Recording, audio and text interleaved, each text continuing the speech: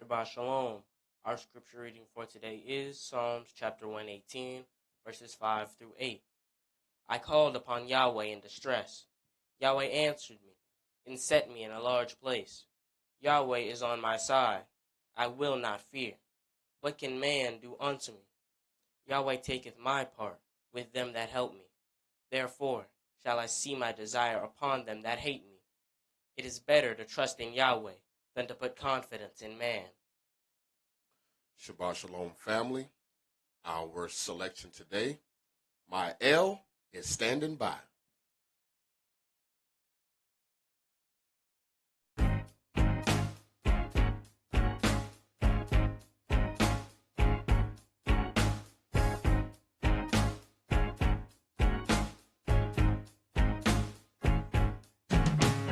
Everywhere you go, there is trouble.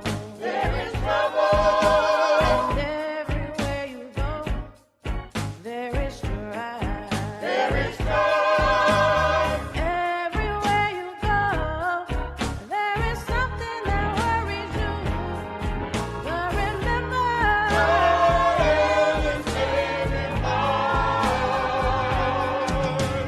everywhere you go, there is trouble.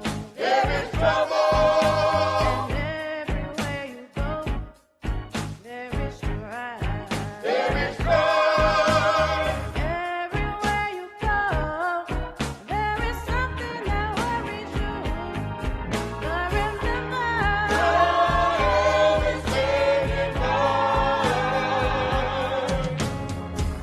Yah is standing by. No need to cry.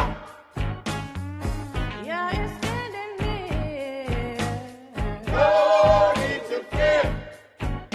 Yeshua will be right there. He's everywhere. He'll roll your dark clouds away. Yeah. He'll hear you when you pray. Oh yes. He'll hear you when you call. Yeah. Catch you before you fall. Oh yes. Yeshua is my friend. Yeah. He'll be there until the end. So remember, Standing by. oh, Yah is standing by. No need to cry.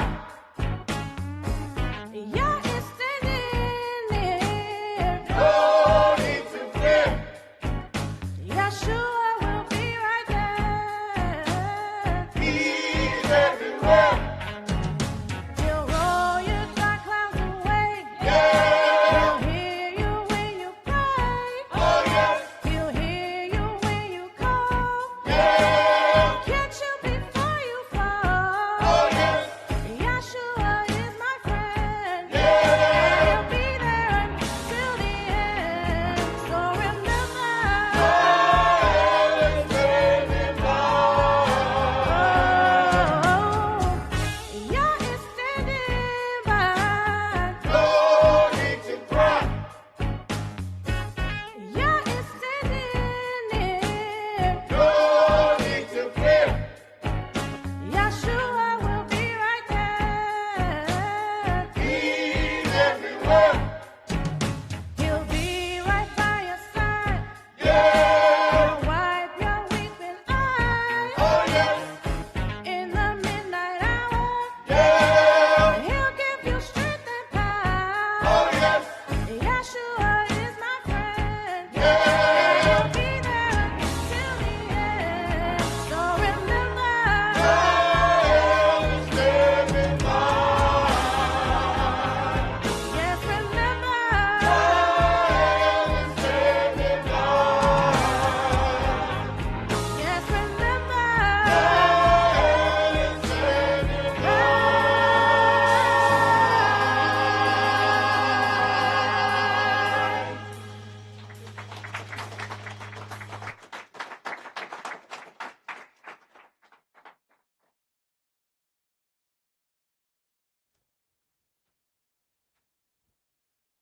The Oracles of the UCI, 1 Peter chapter 4, verses 7 through 11. But the end of all things is at hand. Be you therefore sober, and watch unto prayer. And above all things have fervent love among yourselves, for love shall cover the multitude of sins. Use hospitality one to another without grudging.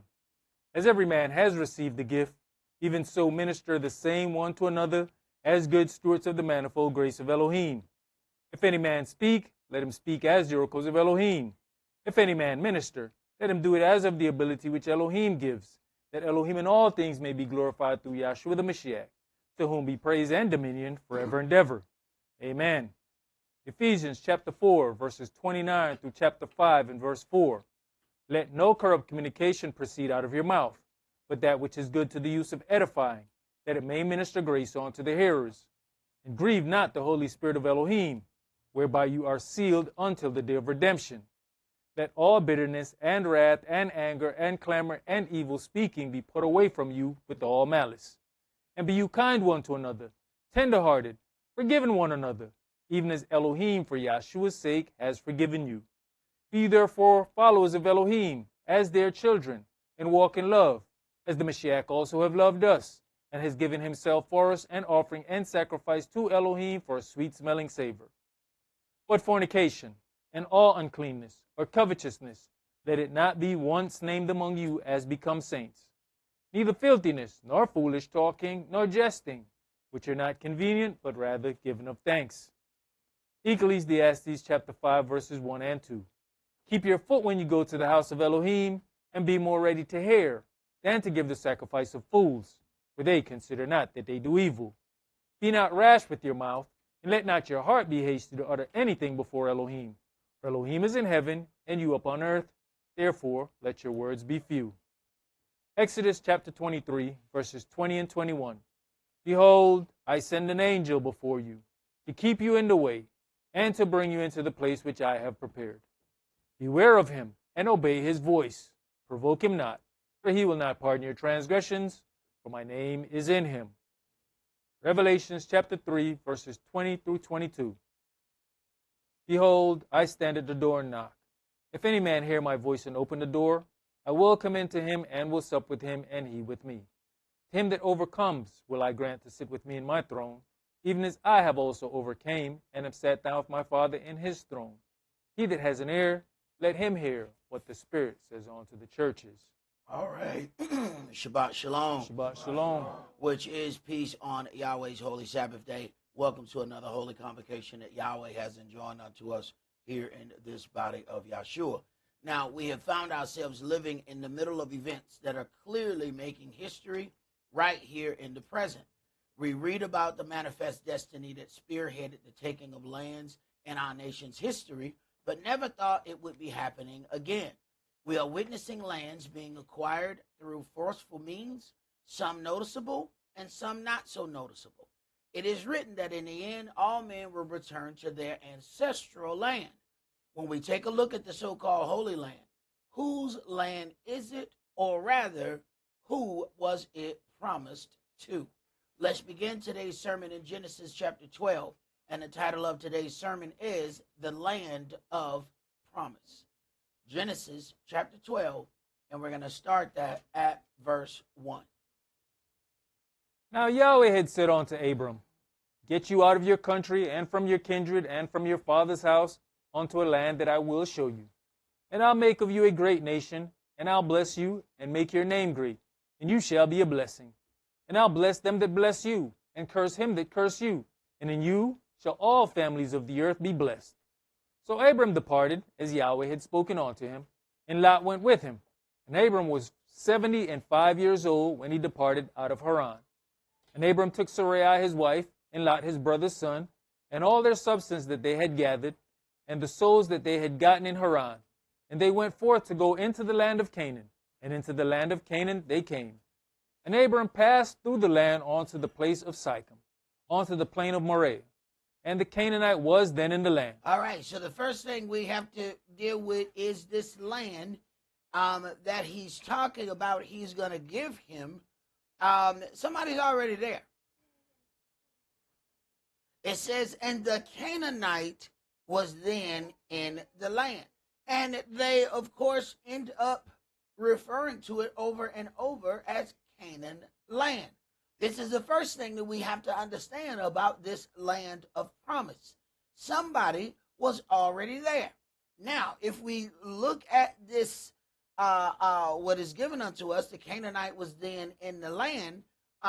We have to look at who Canaan was. This is the one that notoriously is called the one who was cursed black. And it's funny that they never put these two together, but from the beginning, this land is already black before we got there. It was Canaan land. Canaan is a son of Ham. Ham means burnt black. That is the first thing that we have to understand about the land of promise. And anybody tell you anything differently, they are lying to you. This is step number one. So let's get it straight. We have been lied to about the land of promise before we even start talking about the land.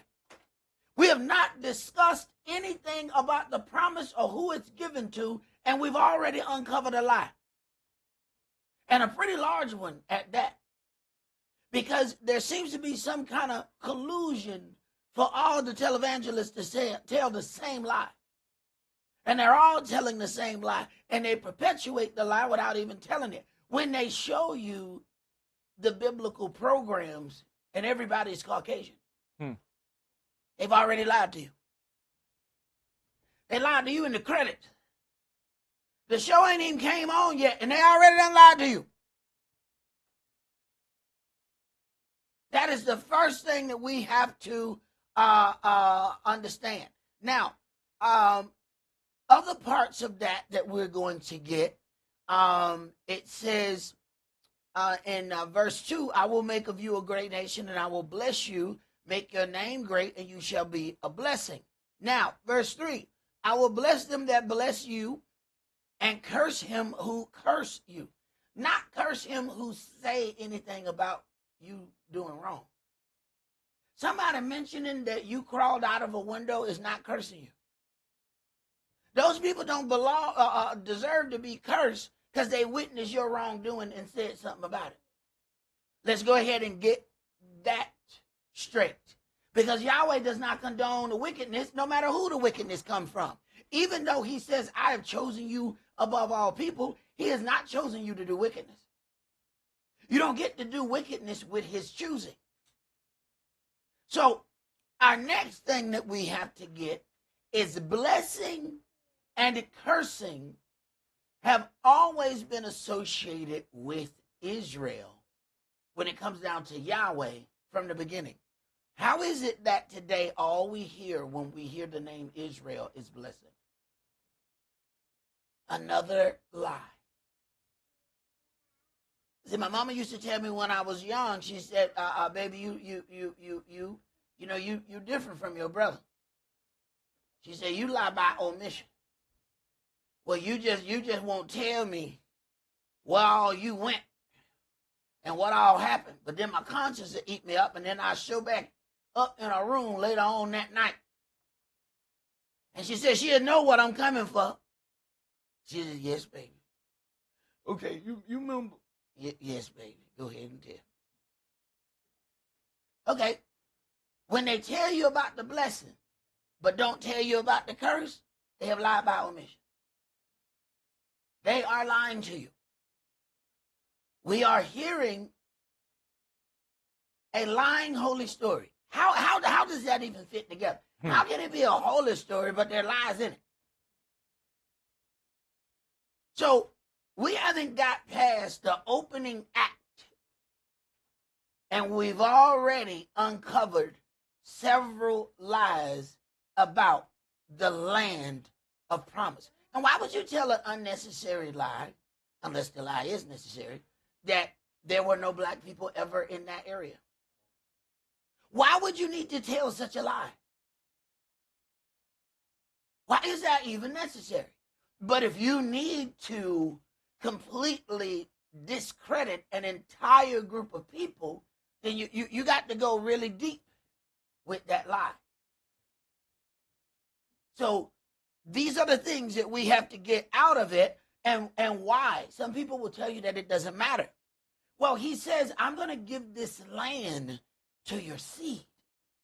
And when he says that, he's then saying that this is going to go to a particular ethnic group of people. He didn't say, I'm going to get it to your partners. I'm going to get it to the people you hang out with. And see, this is our problem. We like to include our partners and the people that we hang out with as his seed. No. We then have the problem of natural versus spiritual. See, there's a reason why we have to get born again. There's a reason why we need that baptism. See, there's a whole lot of people that's talking about their natural lineage and their ethnicity. But are they his seed? See, now we're getting down to something. Why did he say you must be born again? Why does he say that? So you have the natural seed versus the spiritual seed. That's what the whole allegory was about, dealing with these two sons. Not the children of the flesh, but the children of the promise. You have to ask yourself, which one are you resting in? See, all of those, when you go out on the internet and you run into those people that have those elaborate tribal charts, they are saying they are the children of the flesh. The ones that say, you know what, I am going to be baptized in the true name of Yahshua, those are the children of the flesh. Or the children of the spirit, I'm sorry. So now we got a problem. Who walking in the land? Because you know what happens. The children of the flesh persecute the children of the spirit. All throughout this book. All throughout this book. It has never been anything different. And you ain't going to make it different just because you like some of those children of the flesh. Just because you hang out with some of them. And some of them are nice to you. So you want to include them. You want to put their name on the deed to the land. Because they're nice to you. That ain't going to work. Go ahead, Bree. Genesis chapter 12 and verse 7. And Yahweh appeared unto Abram and said, Unto your seed will I give this land. And there built he an altar unto Yahweh, who appeared unto him. All right. Next pivotal point. There is a unbreakable connection between the land and the altar. As soon as he's told about the land, what does he do? Build an altar. Now, that only exists with the true ancestral people of the land. That connection does not exist from those who convert or just possess the land. And we can prove that by going to 2 Kings 17 and reading how they were allowed to worship other gods, whereas the true ancestral people, the seed, were kicked out for worshiping other gods. Then here comes some other people who were placed there. They were able to worship Yahweh on the surface while still keeping secret witchcraft going on. And they were not evicted for it. We have to keep that in mind as we take a look at what goes on in the so-called Holy Land and wonder why has there not been any punishment from Yahweh about these events. I ask people, if you come down to a playground and there's 4 or 5 groups of kids and they are acting foolish, but only one of those kids are yours. When you come down to that playground and you say, all right, there's going to be some whooping going on, do you whoop all 5 of those children or the one that belongs to you?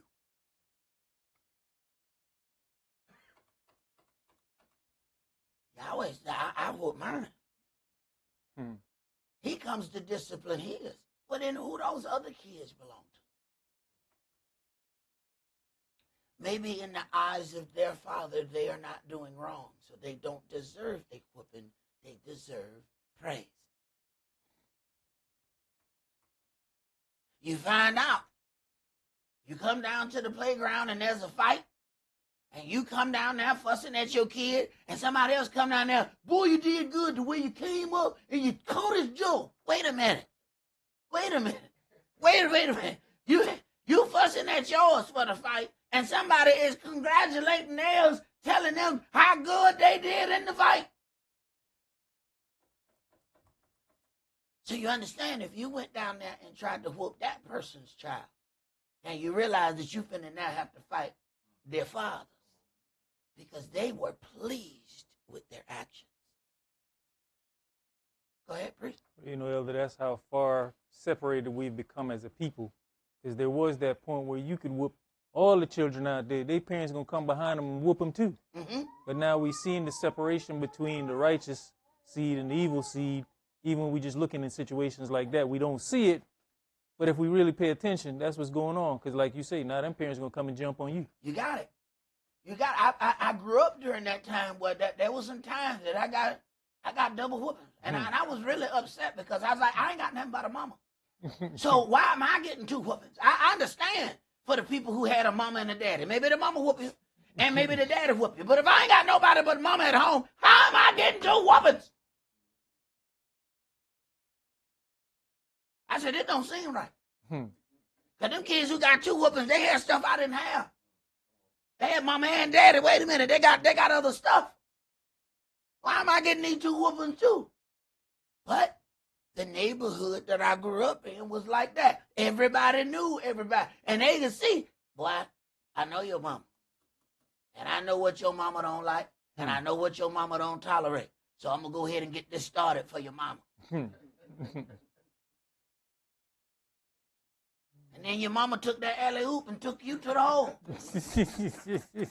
She finished off the job. And she already knew when you got there. They had some kind of secret mama network. Wasn't no pages. Wasn't no cell phone. But that rotary did hell damage. Somehow they was able to reach each other on a rotary phone. They would call every neighbor on the street until one of them said, go get Miss Wilhelmina and tell her to come to the phone. What? She wasn't even in the house. How you reach her? She's standing in the yard telling you, come on. Just come on in here. Come on in here. No, don't walk slow now. Come on up. That way each step is just like a pinky toe. No. Come on. Those times, not having those times, we are suffering greatly. Mm-hmm. But this is what making us individualize has done. It takes a village, but we don't want no help from the village. And we are in deep trouble because we don't want no help from the village. Man, we've had people not married have them a little love child, and I can't even call it a love child because they ain't in love with the person that they laid down with. They had a child. Then come in here and think that they little love child is better than the children of the married wife. And then don't want you to help them with their little non-love child. Don't tell my child not to jump off that table. I tell you what, you can take this little chupacabra out of here. That's what you can do. That little chupacabra not going to be jumping all on tables from here and break them little chupacabra bones and then come around and say, we did something. No. You got to teach that little thing how to sit down. But now they don't want your help. They don't want your help and direction. But as soon as something go wrong, they're going to blame you, though. And they all decide that they're going to be spiritually separated. We have actually seen that. Don't you see them whole neighborhood fights? Mm-hmm. What do you think happened? They all decided, I'm going to agree with the neighborhood whether or not the neighborhood is right or wrong. What do you think gang culture is? I'm going to agree. Not one time did the gang member said, well, let me ask you something. Did you do something first? No, not now. Gang member asked that question. Hey, you want to ride on them fools or what? Let's ride. They didn't ask who was right and who was wrong. right or wrong never came into the equation. What came into the equation was, what they from this hood?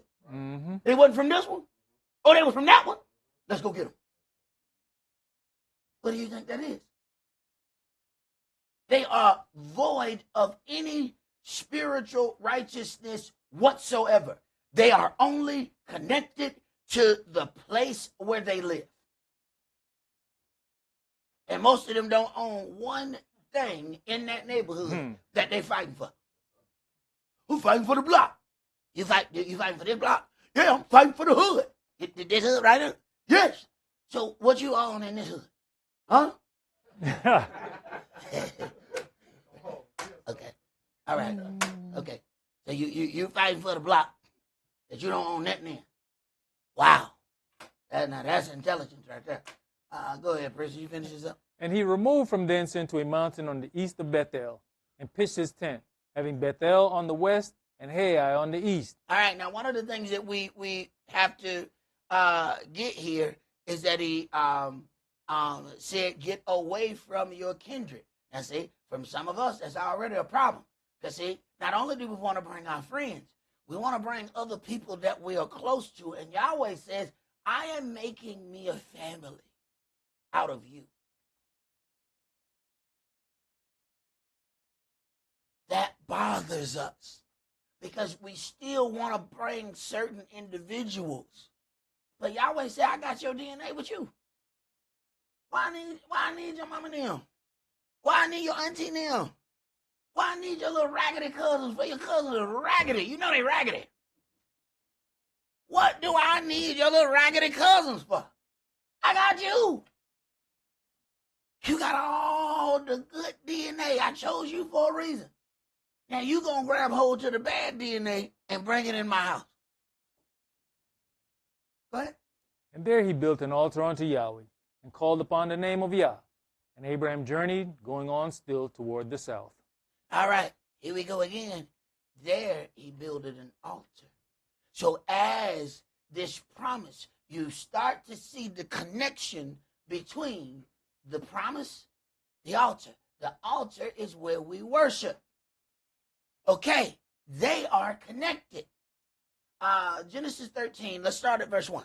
And Abram went up out of Egypt, he and his wife, and all that he had, and Lot with him, into the south. Mm-hmm. And Abram was very rich in cattle, in silver, and in gold. Now, Yahweh said you. He did not have anything to do with Lot.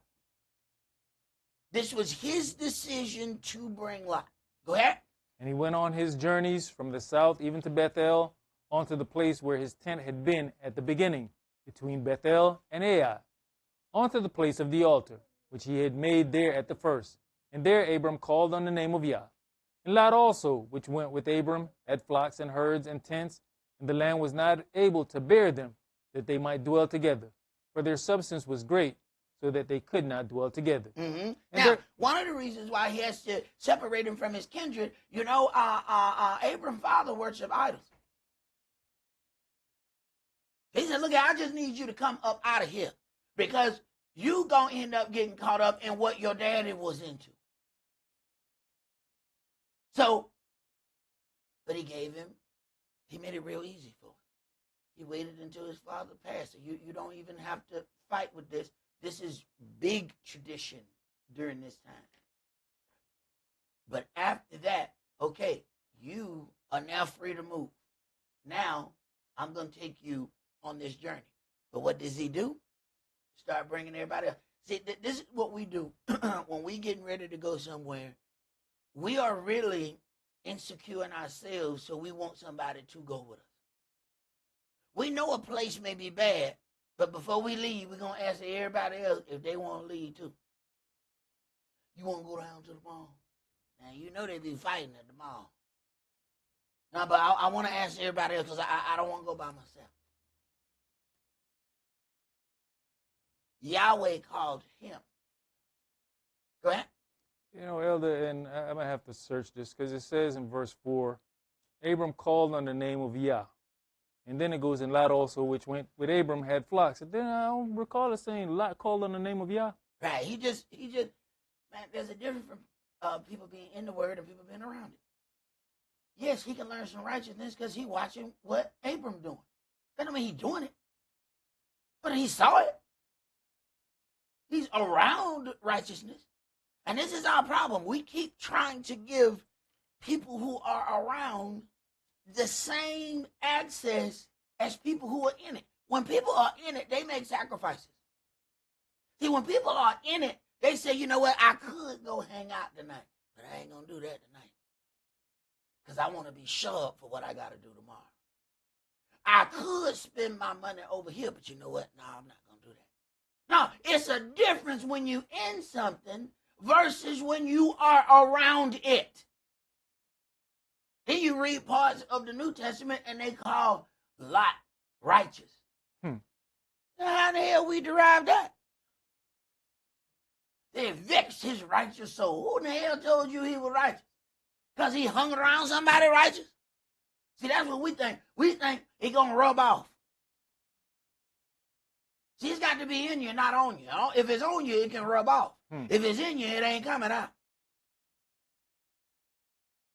They called him righteous. Have you went through some of his deeds? How he got his grandchildren? I've never heard such a vile story. And it didn't happen to him once, it happened to him twice. Right? Something wrong. But see, our problem is Yahweh already sees the spirit of that individual before they commit these deeds. We don't understand why Yahweh would want us separate from something because the deed hasn't happened yet. Yahweh already sees a problem if he keeps being with Lot. He loves Lot. So he doesn't see the problem that exists by keeping him around. Go ahead. And there was a strife between the herdmen of Abram's cattle and the herdmen of Lot's cattle. And the Canaanite and the Perizzite dwelt then in the land. Still got this Canaanite now. We're still talking about this Canaanite being in the land. Yet, the whole story, when they give you these Bibles and it's got pictures, ain't no Canaanite in them pictures. They give you a Bible and a whole Bible, lily white. It looked like you had that Johnson baby powder and you dropped it right on the book. The whole book is lily white. Only thing brown on that book is the cover. And some of them ain't brown. They keep talking about this Canaanite. They're hoping you don't have anybody around you to teach you what a Canaanite is. And if you're dealing with prosperity and you hooping and hollering, the last thing you want to do is explain a Canaanite because it ain't going to add no money to your bank account. Go ahead. And Abram said unto Lot, let there be no strife, I pray you, between me and you, and between my herdmen and your herdmen, for we be brethren. Is not the whole land before you? Separate yourself, I pray you, from me. If you will take the left hand, then I'll go to the right. If you depart to the right hand, then I'll go to the left.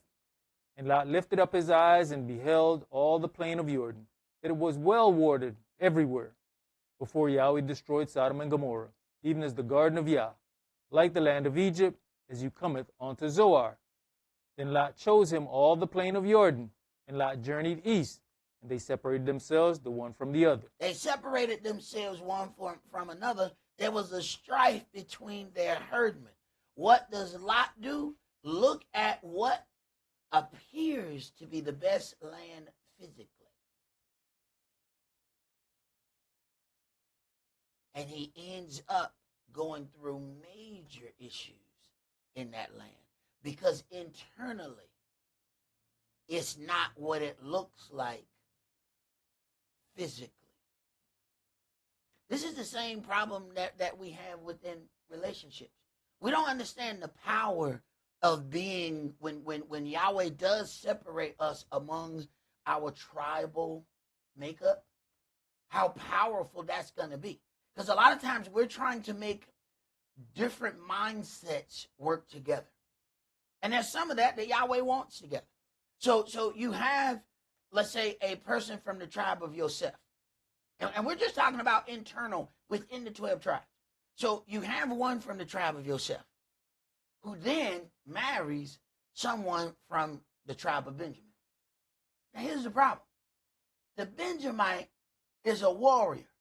That means the females are warriors and the men are too. The females are used to dealing with warring men. Then you have a tribe of Joseph, and he's trying to save everything, and their spouse trying to kill everything.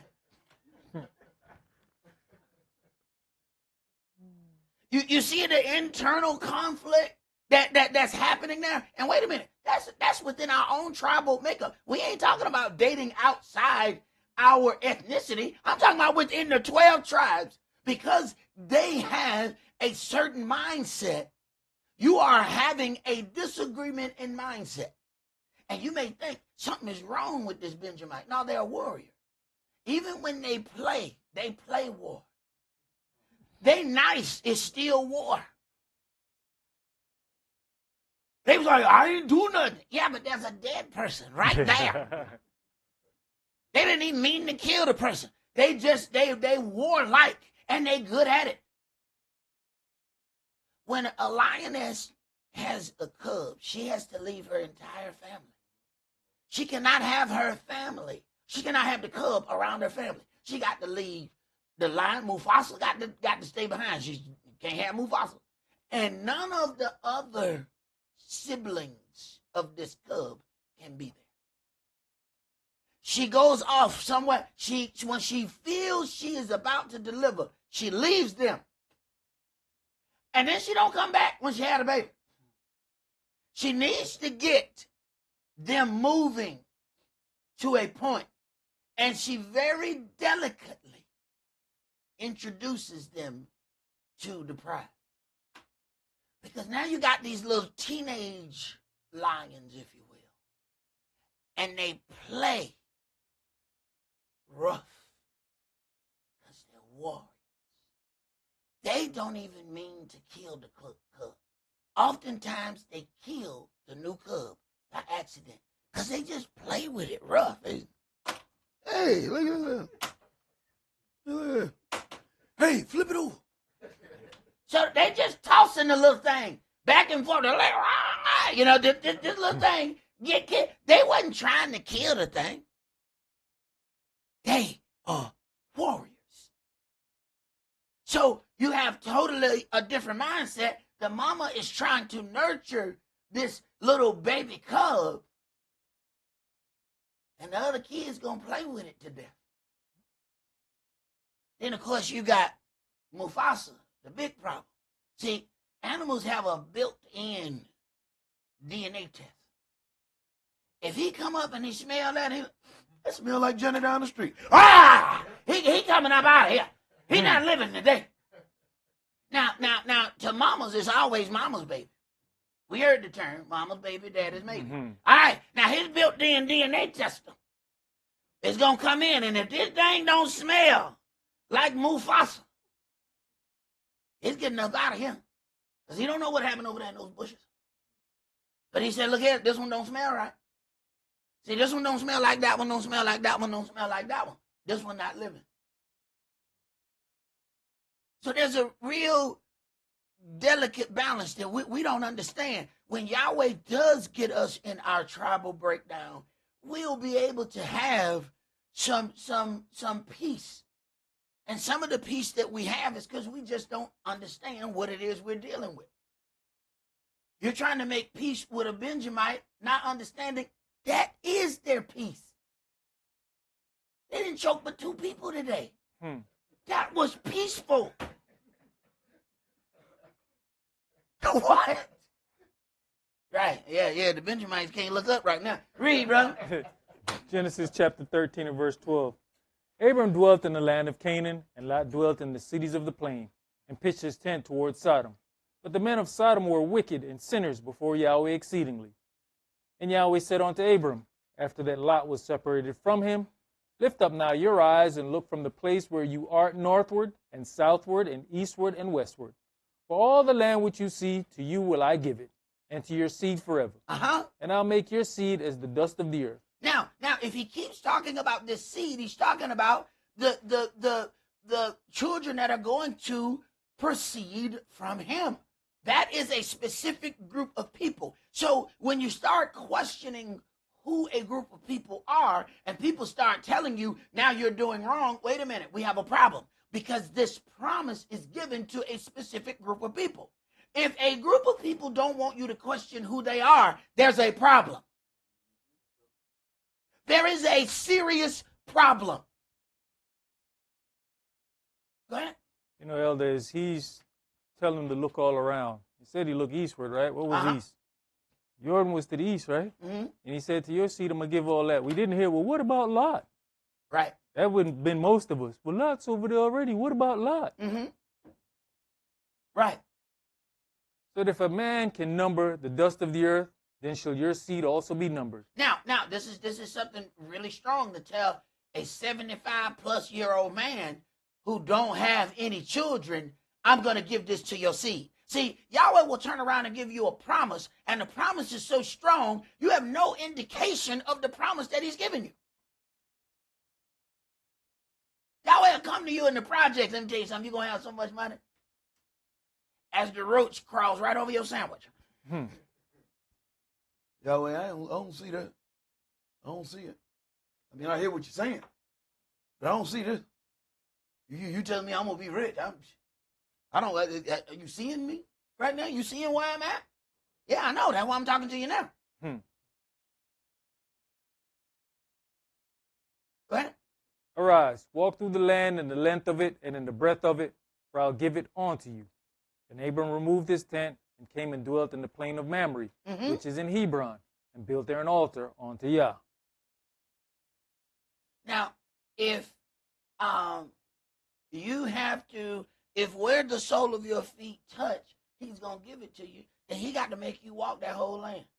Our problem is we don't want to do nothing. We just want to be told that something is ours. He said, all right, now it's going to be yours. Whoever bless you shall be blessed. Whoever curses you shall be cursed. Now go walk in that land that I'm going to give you. What if you decide, you know what, I'm tired. I don't feel like walking over there. Well, you know what? The blessing that he put on you was where you go, you get. Because you didn't go, now you can't get. Boy, we so smart. Let's go to Genesis chapter 15, and I want you to start that at verse 1.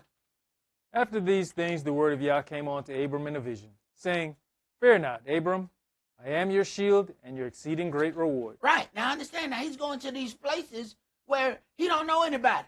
The first thing we want to know when we go somewhere, do we know anybody there? He's sending him to places where he don't know.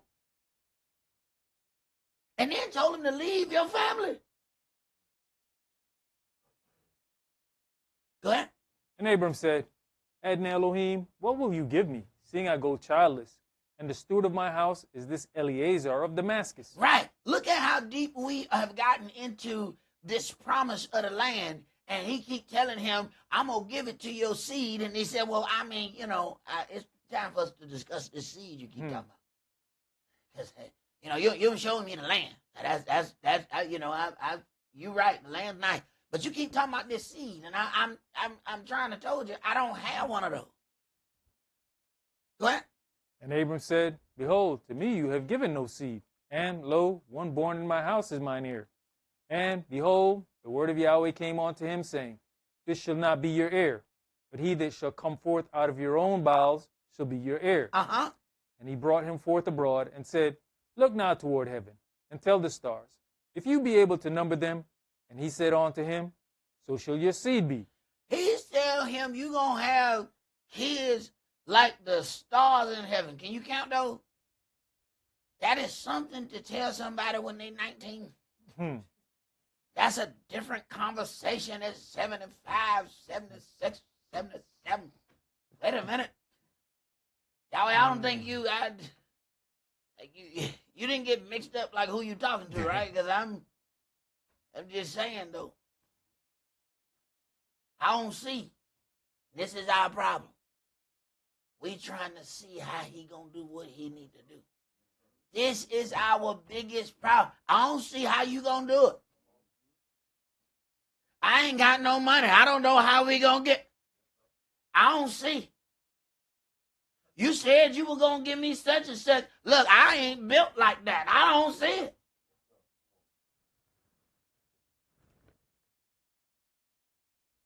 Go ahead. And he believed in Yah, and he counted it to him for righteousness. Uh-huh. And he said unto him, I am Yahweh that brought you out of Ur of the Chaldees, to give you this land to inherit it. And he said, Adonai Elohim, whereby shall I know that I shall inherit it? Mm-hmm. And he said unto him, Take me an heifer of 3 years old. Stop. Now, we not too long ago read about Yohanan the Baptist when his dad asked, how shall I know these things shall happen? Mm-hmm. He said, you're going to be dumb until it happened. And he wasn't able to speak until the whole thing came to pass. You understand something? There's levels of talking to Yahweh. Now, Abram doesn't have the experience nor the written data to go back to. John the Baptist's father was in the priesthood, and he turned around and asked that question. So I tell you what, you ain't gonna ask another question until it happens. See, I be careful what you run up to on Yahweh, because He's gonna deal with you according to the level that you are on, not the level you feel like you're on. So you need to understand, those are two different levels. There's a way you feel, and there's a way where you really are. And He's going to deal with you with where you are and where you're supposed to be. See, sometimes we won't step up because we think, I get dealt with better if I just stay in the class with the carpet. oh, you're supposed to be in that class around. No, I just want to stay back. All right. You think that if you stay back with these children, then He's going to treat you like one of these children. You're going to be the only one in cheering class with a grown folk whooping. And it's going to be strange. I'm going to deal with you as a child just because you hung around some children. Go ahead. And a she-goat of 3 years old, and a ram of 3 years old, and a turtle dove, and a young pigeon. Now, wait a minute. This is the one that whom He is giving the land to his seed, and he automatically has to perform an offering. We keep hearing an altar. Now we have an offering. The land, the altar, the offering are directly connected. Correct? And he took unto him all these, and divided them in the midst, and laid each piece one against another, but the birds divided he not. And when the fowls came down upon the carcass, Abram drove them away. And when the sun was going down, a deep sleep fell upon Abram. And, lo, an horror of great darkness fell upon him. And he said unto Abram, Know of a surety that your seed shall be a stranger in a land that is not theirs. Okay, not your partners. Gonna be served, not the people who you are around. No, your seed, the people who proceed out of your loins, are going to be afflicted. Now, this is the part, there's certain parts of this story that people don't want to deal with. They don't want to deal with the afflicted part. They only want to deal with the blessing of Israel. There's Israel and blessing. They all of a sudden, now this time in life, it is synonymous. They won't mention affliction or curses. They mention all the curses, and they got something to do with you. That's funny. And all the blessings have something to do with another group of people. So the people who they attach all the blessings to look one way, and the people who they attach the curses to look another way. That's interesting, because Yahweh gave the cursing and the blessing to the same people. Yeah. See, we got a double-fold lie going on. That lie is a lie on whatever side you put it on. Because you either lied by putting it to one group of people, or you lied by omission by not associating the other part with that group of people. So they want to attribute curses to us, but not the blessings. Interesting. And you want to attribute blessings to the other people, but not the curses. Whichever way you go, you're lying. Go ahead. And shall serve them, and they shall afflict them 400 years. Wait a minute. So his seed, the people who have the deed to the land, are going to be afflicted and serve servitude, slavery. So then these individuals with whom the deed to the land has been given will serve as slaves. Okay. Interesting. Go ahead. And also that nation whom they shall serve will I judge. Wait a minute. So when he brings them out of the place where they are captive, that land is going to be judged. So if we already deal with the situation of Egypt, Egypt will never be prominent again. Now we have one more captivity because he says, I will recover the remnant of the children of Israel the second time. And then he mentions all these places that he's going to bring them from. And it's not one place, but there's one main place that he's going to deal with. And that place is going to be judged when they come out of there. Are we paying attention to the things that are happening right now? Do we see how this place is being put in line for judgment? Never before have so many people began to openly say how much they hate this place. There are some moves that are being made that should be frightening.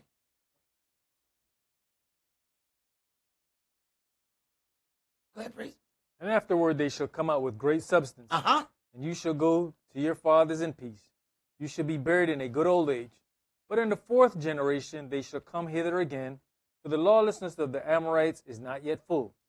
And it came to pass that when the sun went down, and it was dark, behold, a smoking furnace and a burning lamp that passed between those pieces. In the same day Yahweh made a covenant with Abram, saying, Unto your seed will I give this land, from the river of Egypt onto the great river, the river Euphrates. So now we have a map, a borderline. So if we look at from the river of Egypt, which is the Nile, to the Euphrates, wait a minute. We're looking at a very great part of land that is not just that little sliver of land that they call Israel. Well, now maybe we starting to see why there's so much war. And as soon as one war or conflict ends, another one starts simultaneously. We went from having an issue in one area to next thing you know, they're in Iran, they're in Syria. Wait a minute, why is all this happening? Well, look at from the Nile to the Euphrates and tell me what you come up with. Now, it used to be if somebody said the term from the river to the sea, they got fired. That's what Lamont Hill got fired for saying on CNN. He said from the river to the sea, they said it was blasphemous. You can't even use that term. What was that? Was he racist by saying it? No, he said it too early. See, the conflict hadn't began yet. He couldn't talk about that. Now, when you see what is happening, that's exactly what's going on. They took Gaza all the way to that water. This is what they were talking about then, but they weren't allowed to talk about it. So when you deal with this land mass, you ought to be able to look and tell exactly where the wars are going to go. We just read it. Mm-hmm. From Egypt, from the Nile to the Euphrates. Every last part of it is going to be at war. So that people can use this book to make their claim to a land. But what's interesting is they worship out of another book. Oh, no. So you use this book to get the boundary of what you're going to take, but do all your worship out of another set of books. Oh, that's quite interesting. Go ahead, priest. That was it. That was Verse it. 18. Let's go to Deuteronomy chapter 28. That is quite interesting.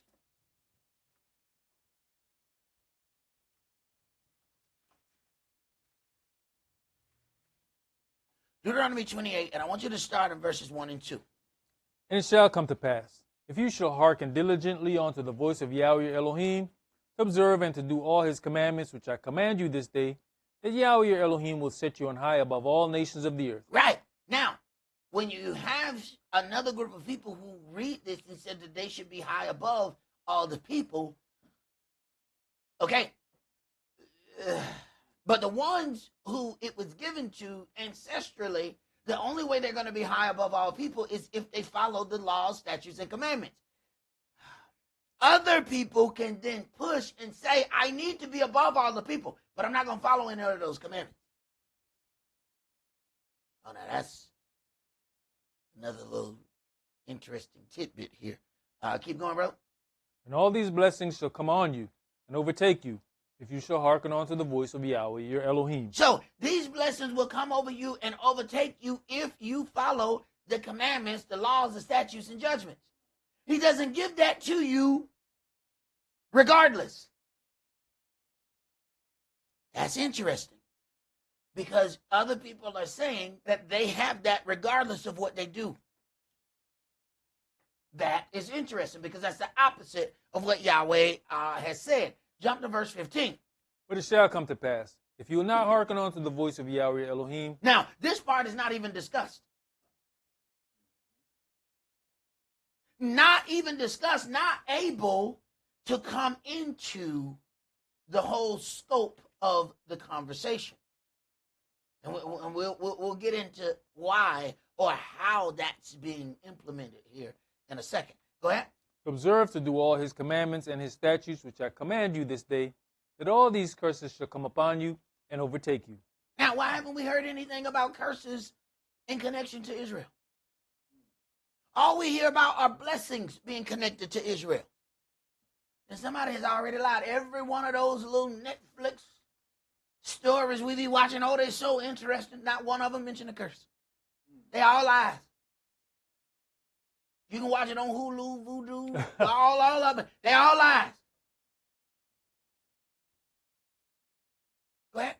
Cursed shall you be in the city, and cursed shall you be in the field. Cursed shall be your basket and your store. Wait a minute. I can see now, just by this is talking about the curse of Israel. I'm telling you something. Y'all not understanding. You better read this and pay attention. This might become illegal here shortly.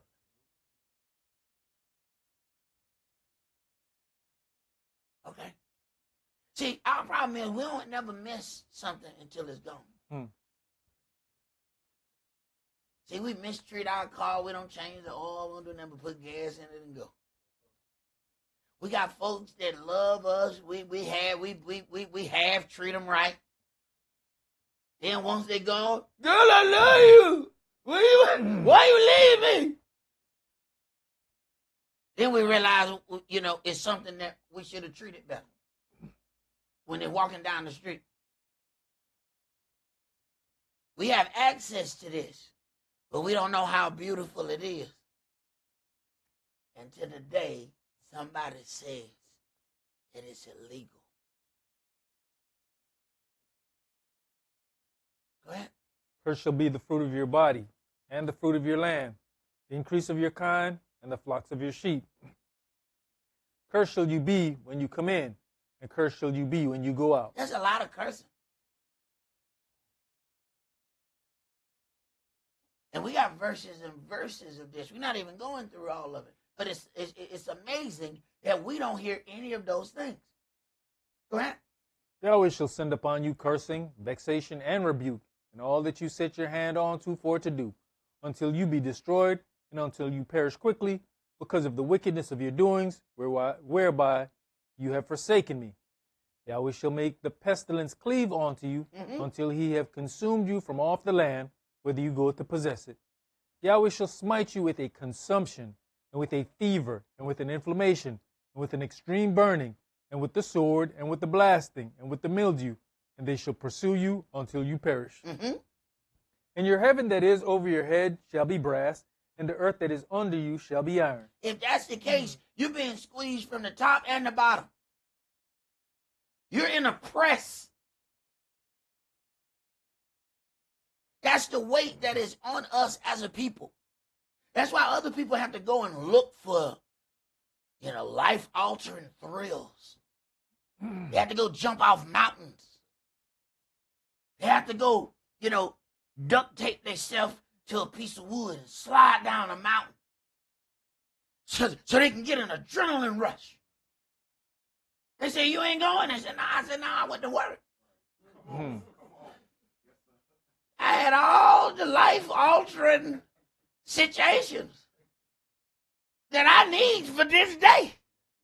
And tomorrow there shall be more.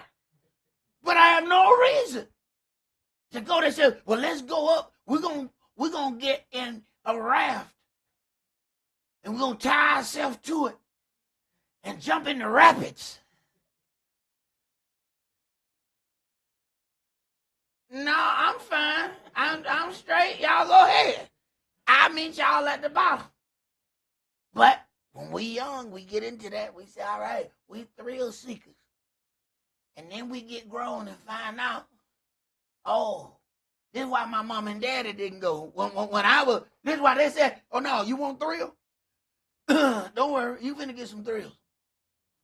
Yeah, wait till these bills start coming and you got to figure out, All right, so if I take the money and turn it this way, yeah, we can make it to the 15th. All right, now if I swing it back around over here, all right, so what we're going to do is this. All right, so we're not going to pay this, we're going to put something on it. And then we're going to put something on the other part. And then toward the end of the month, then we'll put the rest of it. All right, now I tell you what, who has a lower interest rate? I tell you what, let's borrow from here. And let's pay. See, you're going to get all the thrills you want. Don't you worry. And let me tell you something, the same thrill that they get off duct taping themselves to a piece of wood and sliding down a mountain, when you figure out a way to squeeze blood out of that turnip and you done paid that bill, whoa, you can celebrate at the end of that mountain. Whoa, boy.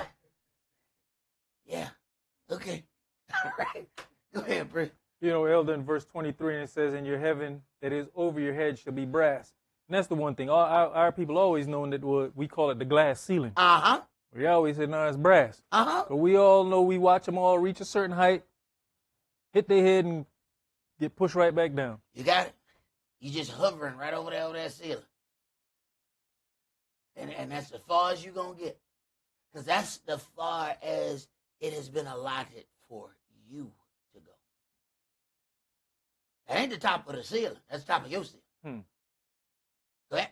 And the earth that is under you shall be iron. Yahweh shall make the rain of your land powder and dust. From heaven shall it come down upon you until you be destroyed. Yahweh shall cause you to be smitten before your enemies.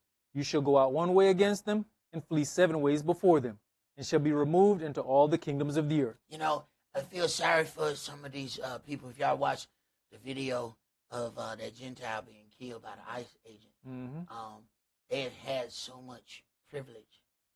It says that, you will flee before your enemies.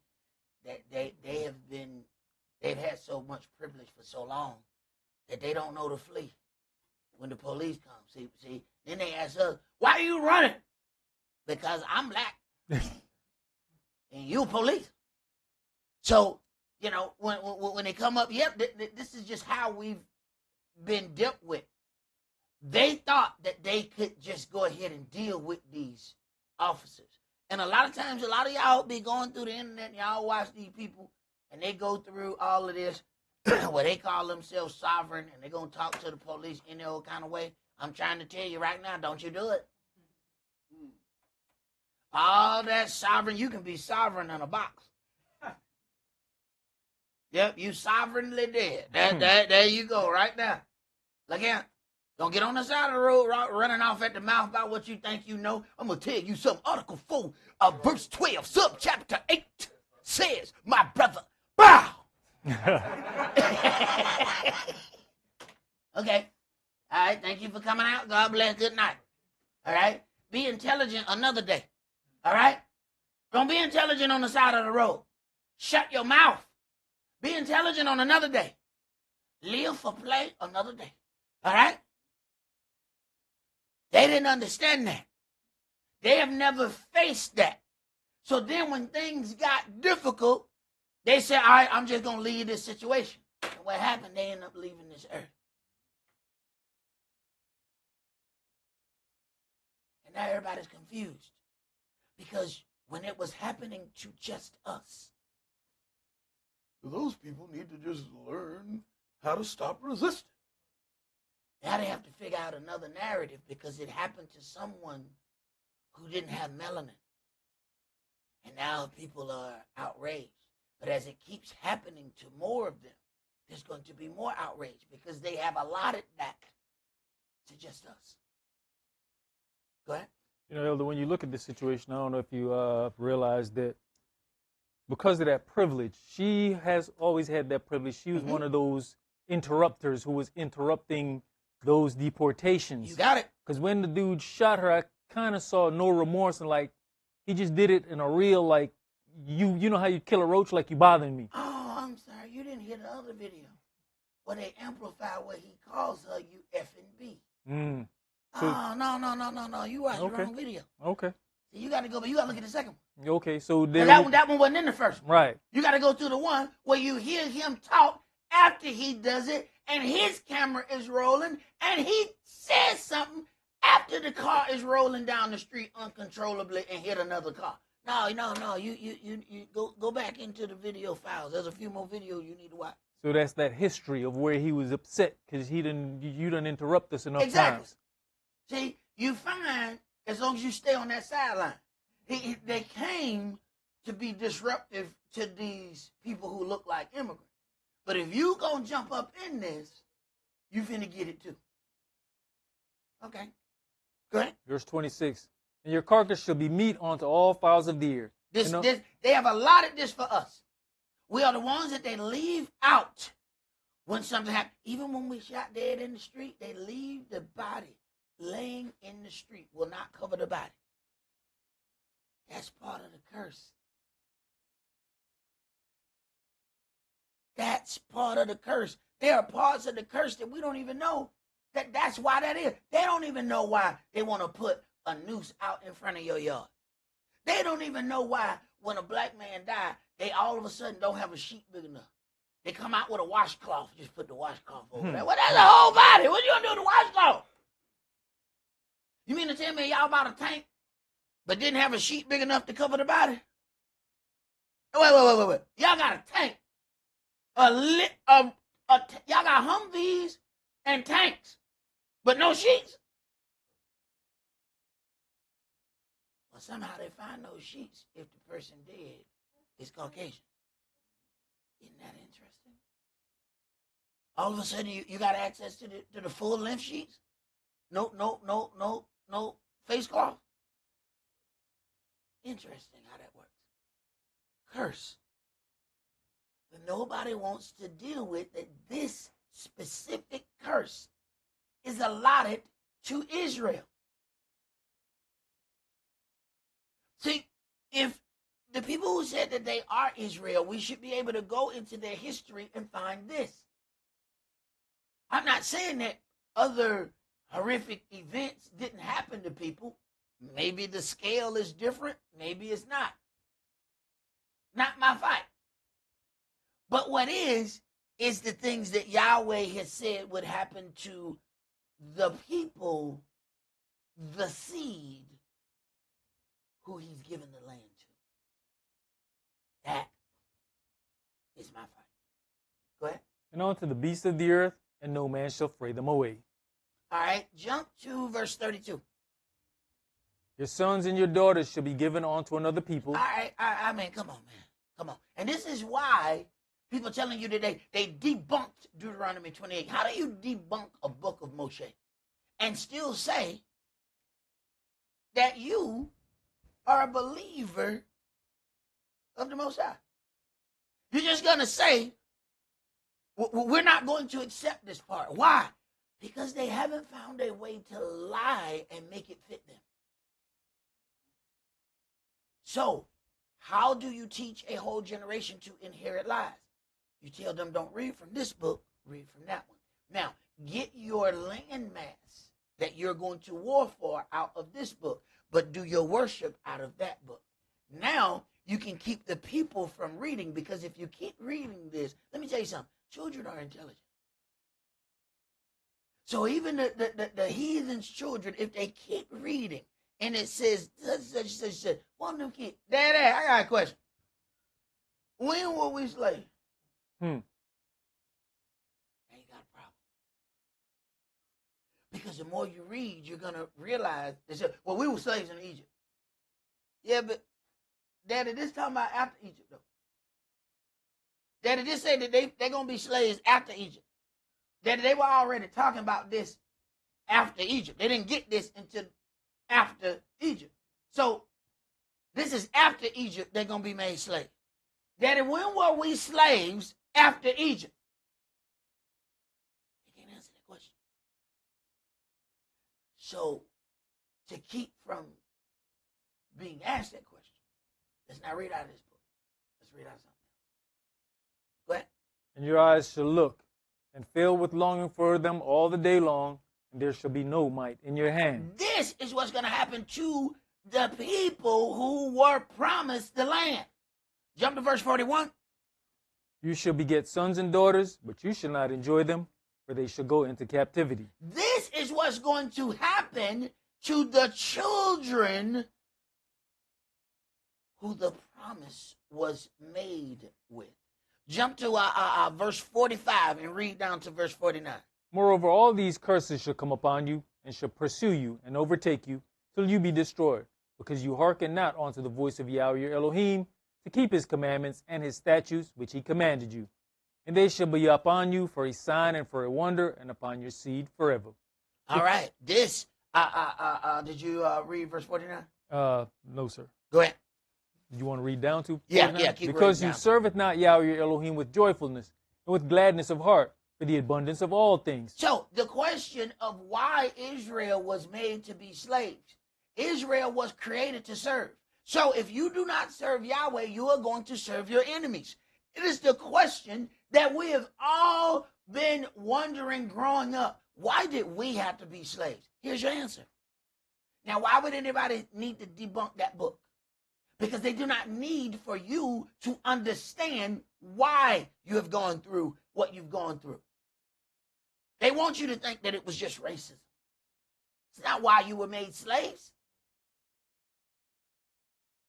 You were created to be servants. But you were created to be servants to the Most High God. And if you decide you're not going to serve him, you are going to fulfill your purpose elsewhere. You are going to be a servant. But you are not going to like what he makes you serve. Go ahead. Because you serve not Yahweh your Elohim with joyfulness and with gladness of heart, and for the abundance of all things. Therefore shall you serve your enemies, which Yahweh shall send against you, in hunger, and in thirst, and in nakedness, and in want of all things. And he shall put a yoke of iron upon your neck, until he have destroyed you. So, the reason for slavery is Deuteronomy 28, verses 47 and 48. You now have a bona fide reason of why you were made slaves.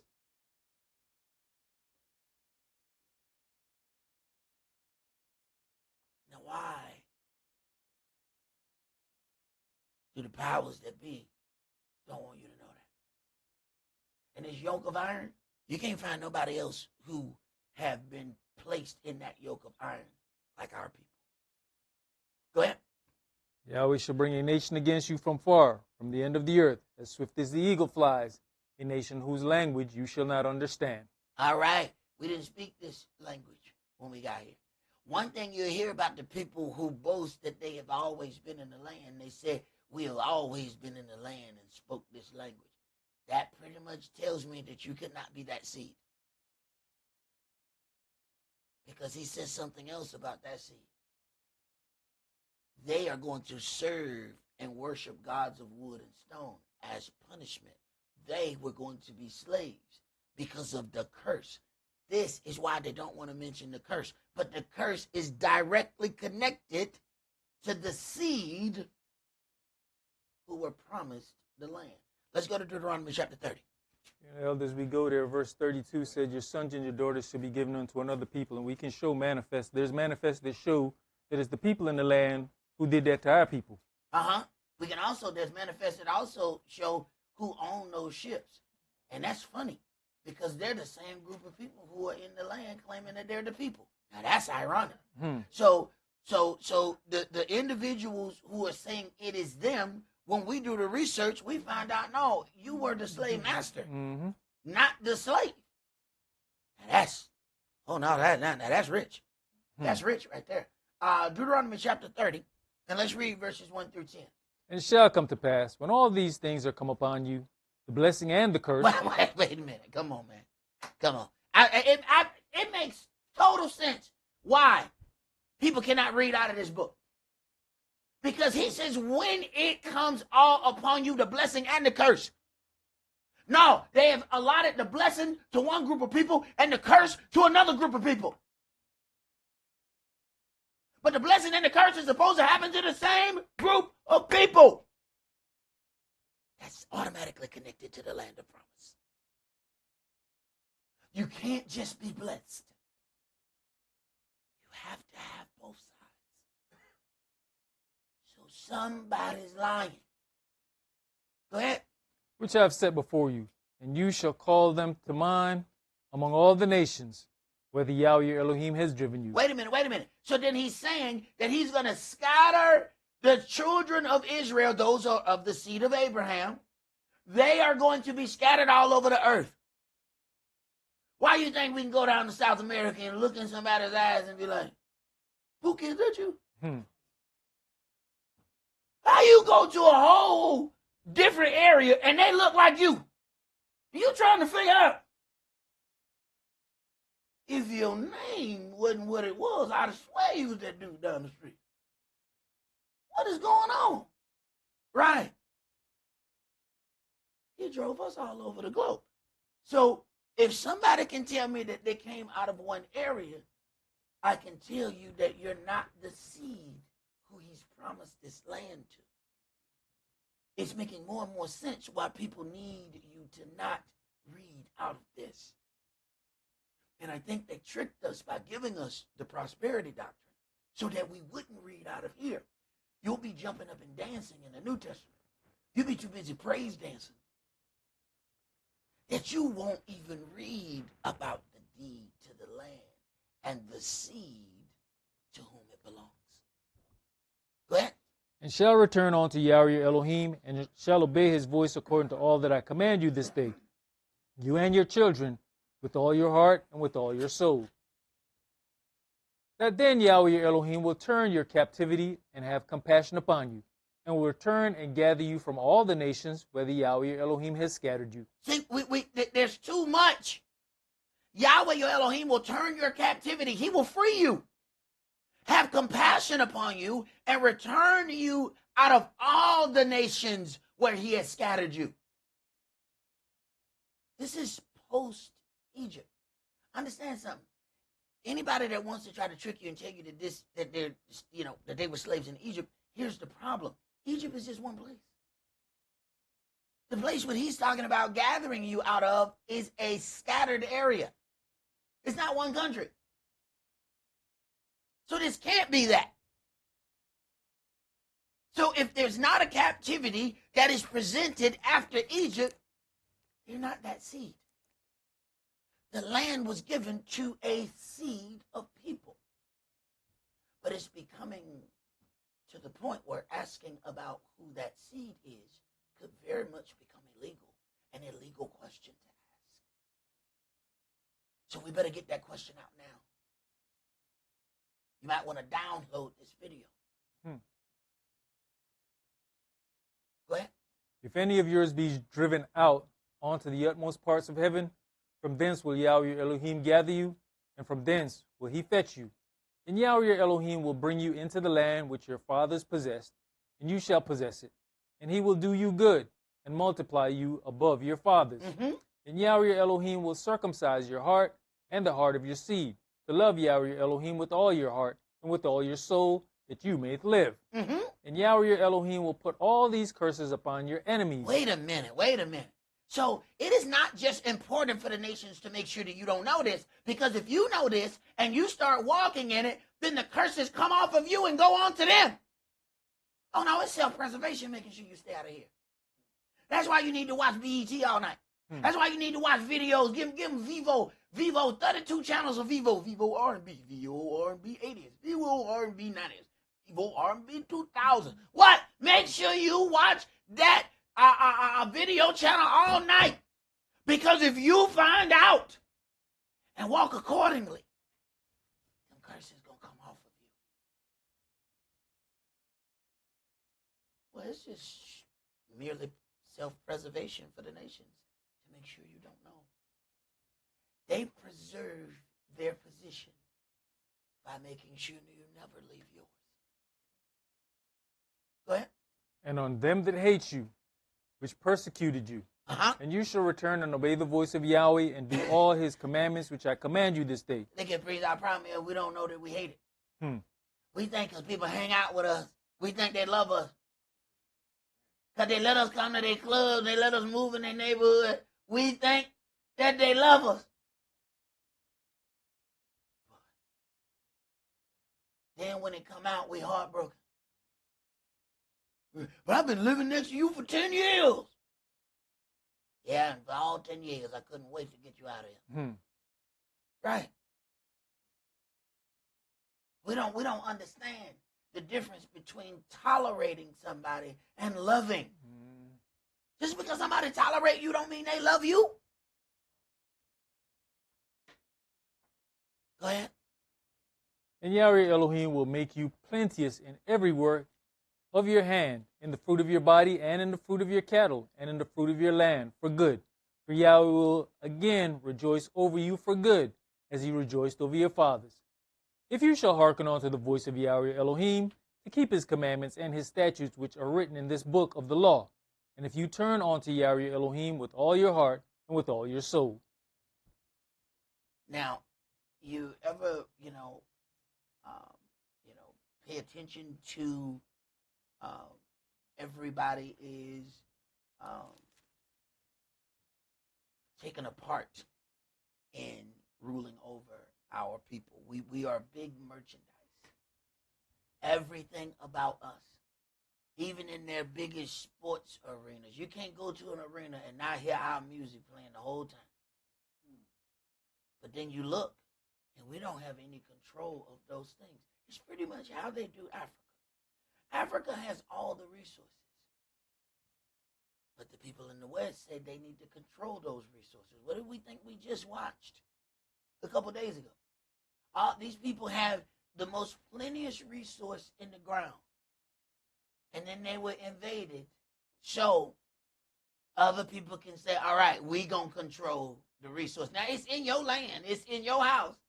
But we going to control it. What do you think is happening to us with our music, our entertainment? We are the source. But our source is being controlled by individuals who don't look like us. It's the same game. It's just a different arena. But it is the same game. Let's go to Jeremiah 17. It's kind of interesting that, even when we go through the study notes in a study Bible, they don't mention the curses either. They avoid the curses. They give you everything that leads you to read about the blessing. The study Bible will not direct you to read about the curses.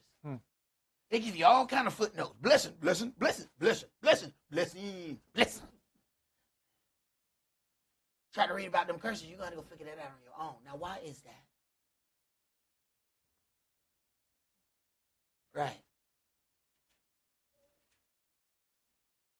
We have to understand that even the studiers of this book, they were trying to orchestrate the book around you not finding out.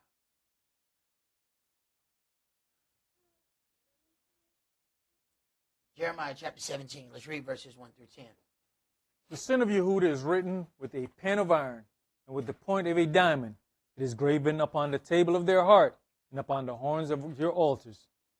Wouldst their children remember their altars and their groves by the green trees upon the high hills? O my mountain in the field, I'll give your substance unto all your treasures to the spoil, and your high places for sin throughout all your borders.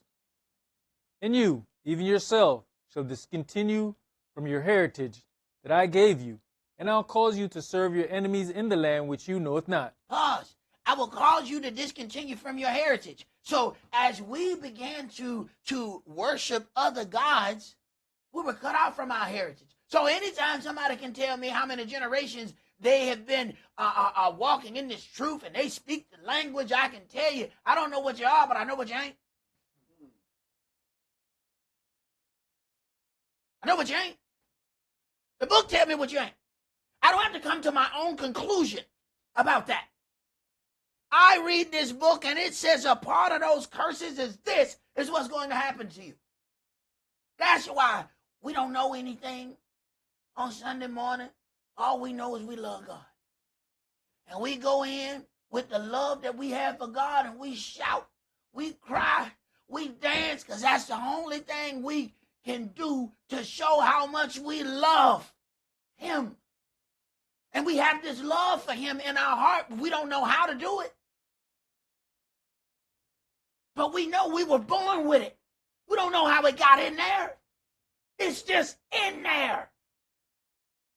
That's why you go and there's crying when you don't have any substance.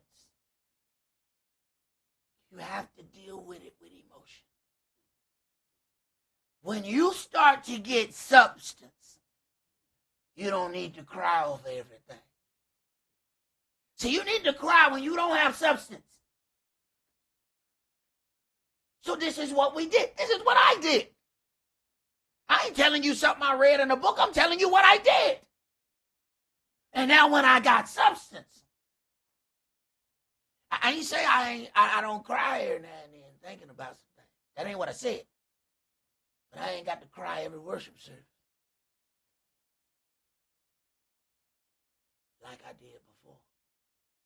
Because I was trying to find a way that I can show love to my God. But then I get in this book and I find out He tells us how to show love to Him. Oh, and that I need to figure out. Go ahead.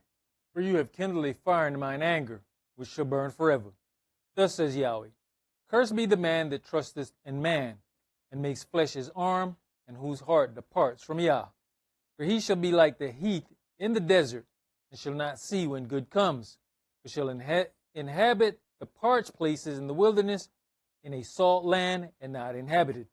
Blessed is the man that trusteth in Yah, and whose hope is Yahweh's.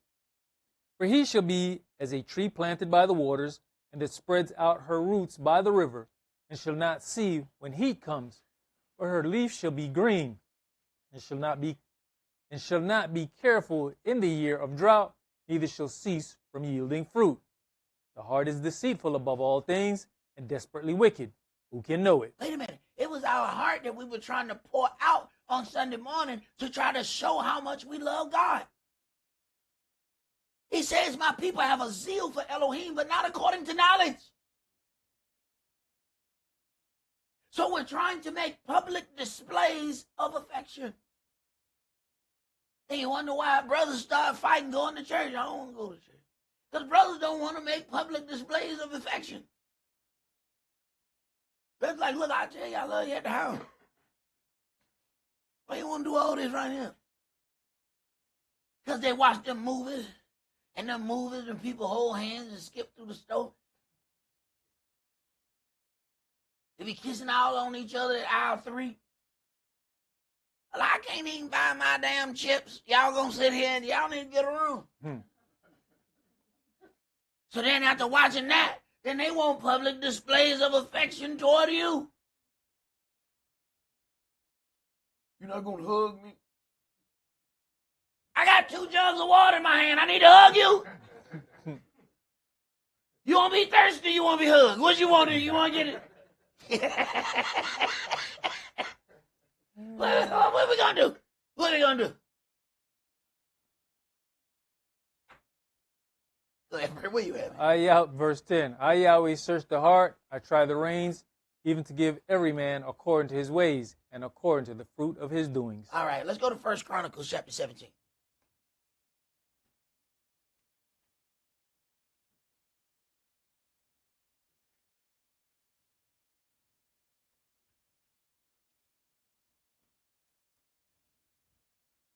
You know, these movies have us displaying inordinate affection. See, we don't think that that's something.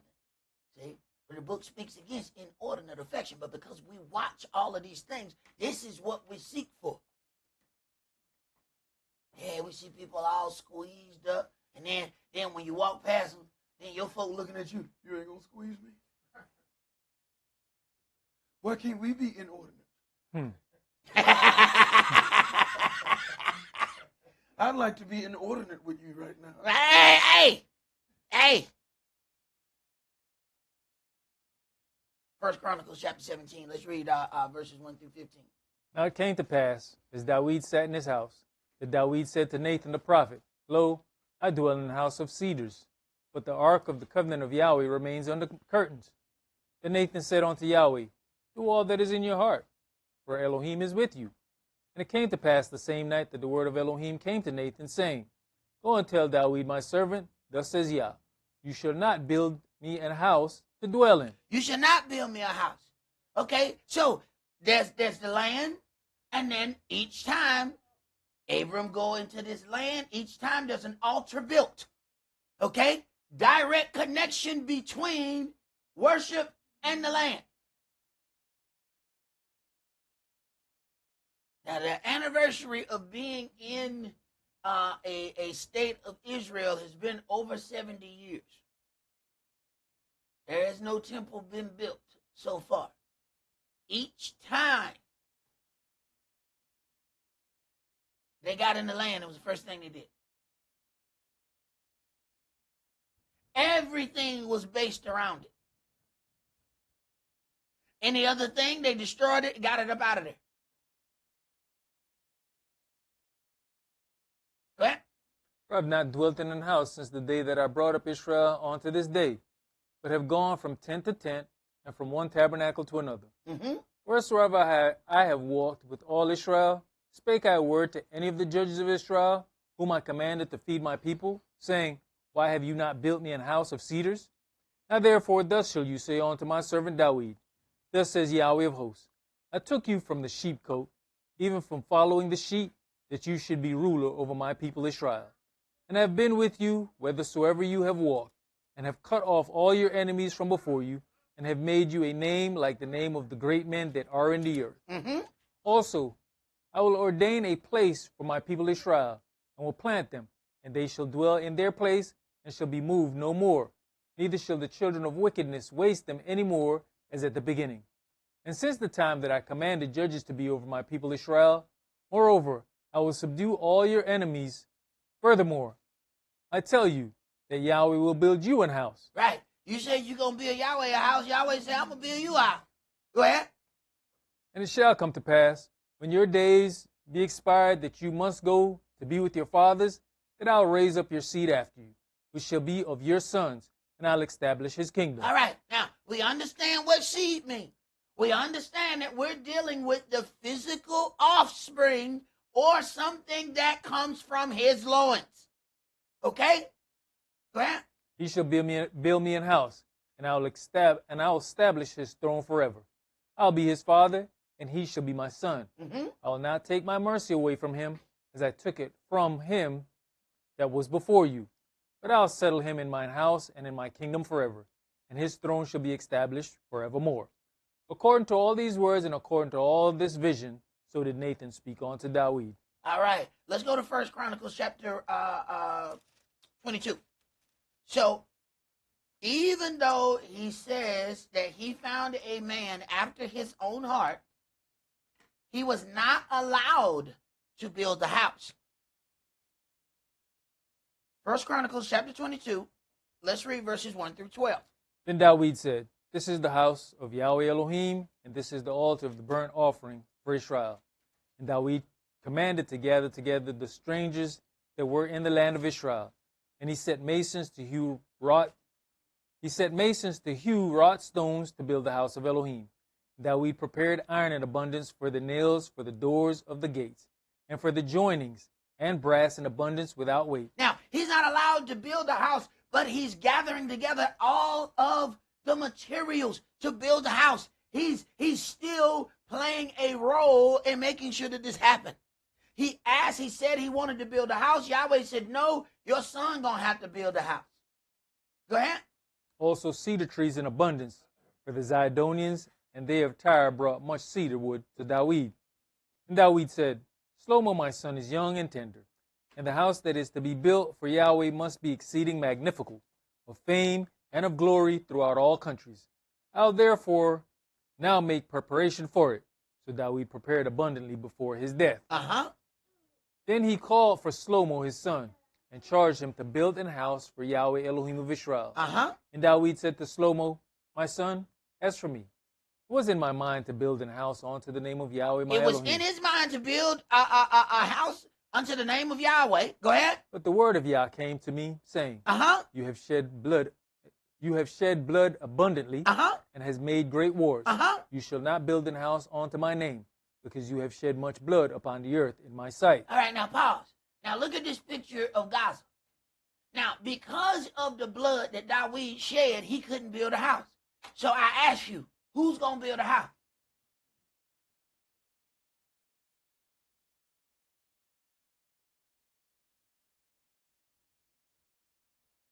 Blood defiles the land. He said, your hands are full of blood. You can't build it. He had to then wait a generation later and get that person to build a house. So I ask you, who's going to build a house after that kind of destruction has been done?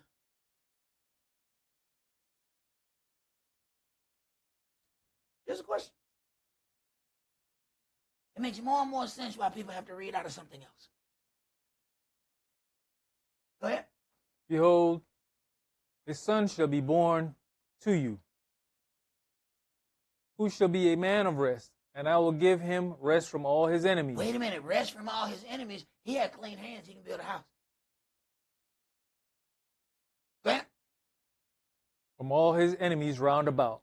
For his name shall be Shlomo, and I will give peace and quietness unto Israel in his days. He shall build an house for my name, and he shall be my son, and I'll be his father, and I'll establish the throne of his kingdom over Israel forever. Now, my son, Yahweh be with you, and prosper you, and build the house of Yahweh your Elohim, as he had said of you. Only Yahweh give you wisdom and understanding, and give you charge concerning Israel, that you may keep the law of Yahweh your Elohim. So it was even told him in building the house and providing these things in the land to make sure you obey by the laws and statutes. Let's go to Deuteronomy chapter 27.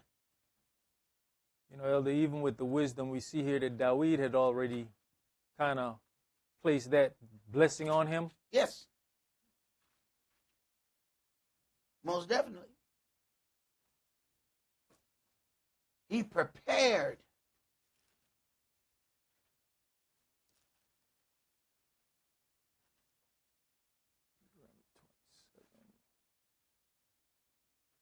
Deuteronomy chapter 27 and verse 1. And Moshe with the elders of Israel commanded the people, saying, Keep all the commandments which I command you this day. And it shall be on the day when you shall pass over Jordan onto the land which Yahweh Elohim gives you, that you shall set you up great stones and plaster them with plaster. And you shall write upon them all the words of this law, when you are passed over, that you may go in onto the land which Yahweh Elohim gives you, a land that flows with milk and honey, as Yahweh Elohim of your fathers has promised you. Therefore it shall be, when you be gone over Jordan, that you shall set up these stones which I command you this day in Mount Ebal, and you shall plaster them with plaster. And there shall you build an altar unto Yahweh your Elohim, an altar of stones. Hey, whoa. Here we go again. When you pass over, when you enter, build you an altar. Wait a minute. Now we're going right back to what Abram did every time Yahweh came and gave him another turn in the journey. Go ahead. You shall not lift up any iron tool upon them. You shall build the altar of Yahweh. You shall build the altar of Yahweh your Elohim of whole stones, and you shall offer burnt offerings thereon unto Yahweh your Elohim. And you shall offer peace offerings, and shall eat there, and rejoice before Yahweh your Elohim. And you shall write upon the stones all the words of this law very plainly. Mm-hmm. And Moshe and the priests, the Levites, spake unto all Israel, saying, Take heed and hearken, O Israel, this day you are become the people of Yahweh your Elohim. You ever wonder why there are not any offerings in Israel if there is no belief in the Messiah, which is the New Testament? So if the New Testament don't exist in your mind, why are there no sacrifices being done? I mean, you're clearly in control of the land, so nobody can block you from doing that. What blocks us is we have a greater sacrifice. Okay? Because we believe in the whole book. So if you only believe in a part of the book, why is this not happening? Go ahead, Pray. You shall therefore obey the voice of Yahweh your Elohim, and do his commandments and his statutes, which I command you this day. And Moshe charged the people the same day, saying, These shall stand upon Mount Gerizim, to bless the people. When you are come over Jordan, Simeon and Levi, and Yehuda and Issachar and Joseph and Benjamin, and these shall stand upon Mount Ebal, to curse. Wait. So he has the blessing and the curses, and they are now made to stand and recite these things. Yet on this day and age, all will ever attribute to Israel are blessings. That is not what thus says the Torah. Go ahead. Reuben, Gad, Asher, Zebulun, Dan, and Naphtali. And Levites shall speak, and say unto all the men of Israel with a loud voice. So he has them separated to deal with one side dealing with blessings, the other side dealing with the curses. Wait a minute, Yahweh look like he's dealing with everything with an even hand. I don't know what we're doing. Go ahead. Cursed be the man that makes any graven or molten image an abomination unto Yah, the work of the hands of the craftsman, and puts it in a secret place. And all the people shall answer and say, Amen. Wait a minute. So all the people are agreeing that these things are cursed. Go ahead. Cursed be he that sets light by his father or his mother. And all the people shall say, Amen. Cursed be he that removes his neighbor's landmark.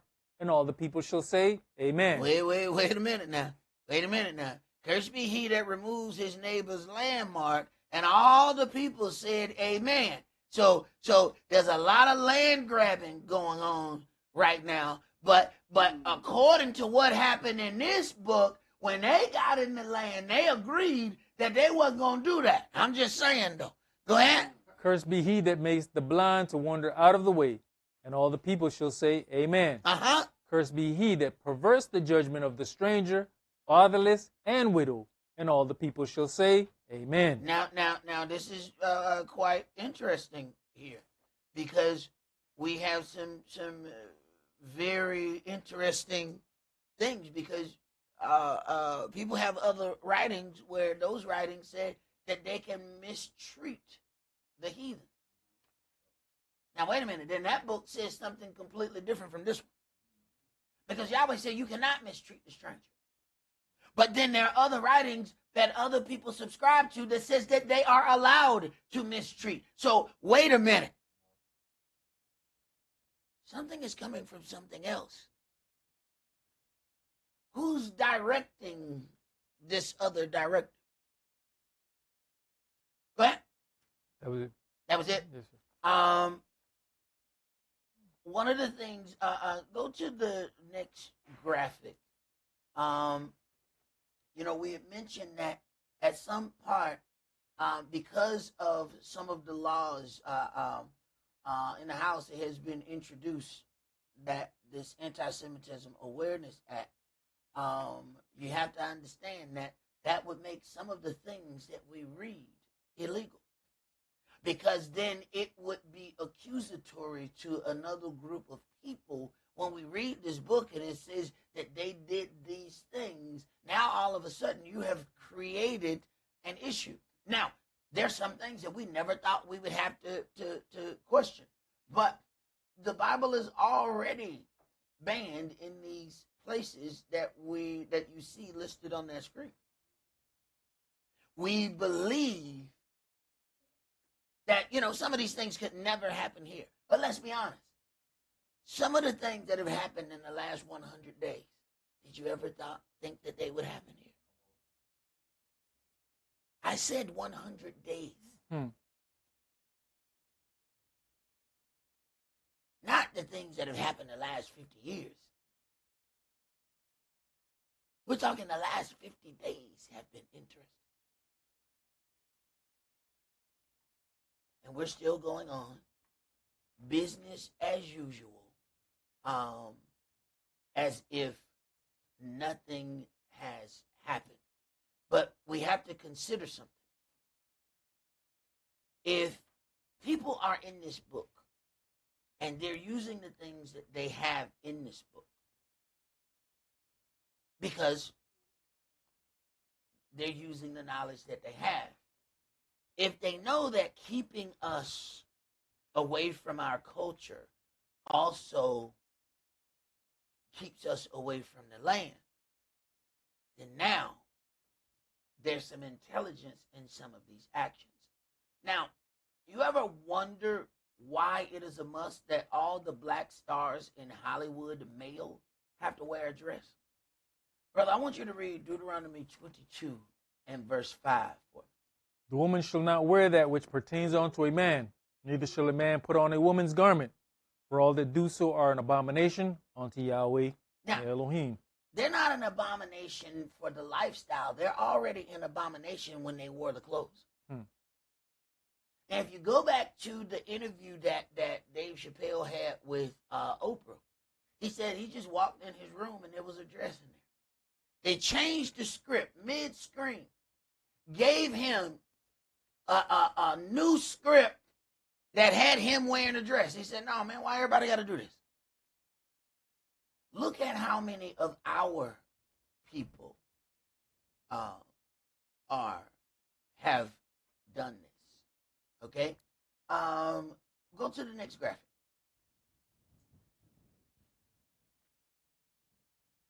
This seems to be a thing. Now, and if you know that you can do something to make them abominable to their God, then now they are giving up their land rights. We are not paying attention. To us, it's all entertainment. To other people, they are making sure that you are signing away your deed. There's some other interesting things here where that's somewhat connected. That two of the biggest adult entertainment companies are owned by the same individuals who produce these shows.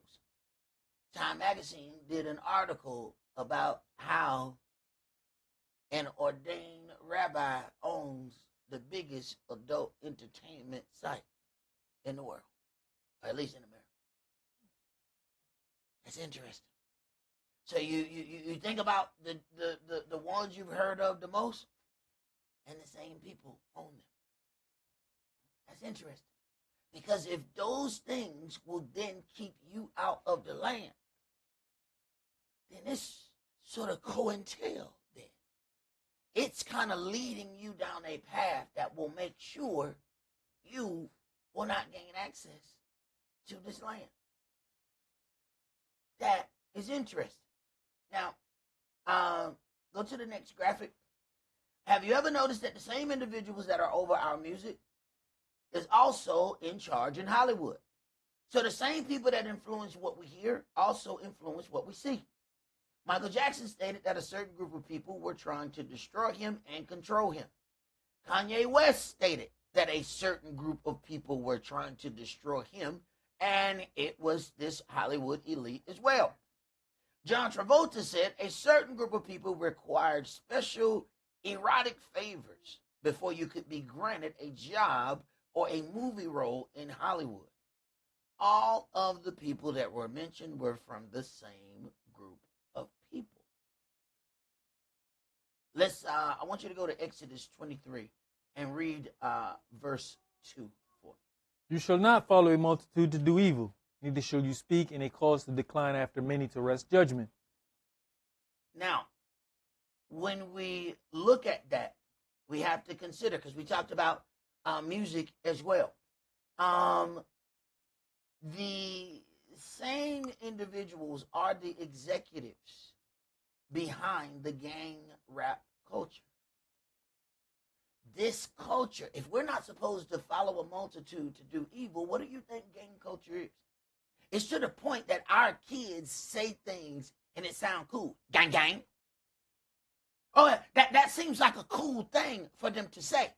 This following a multitude to do evil. Now understand, that is being promoted to us while all the individuals in the background are getting paid off the culture, but we're getting shot. The rappers are murdering each other. Millionaires and still shooting each other. You're being directed. You're being made abominable.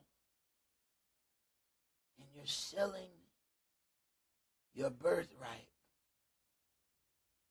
for a bowl of lentils.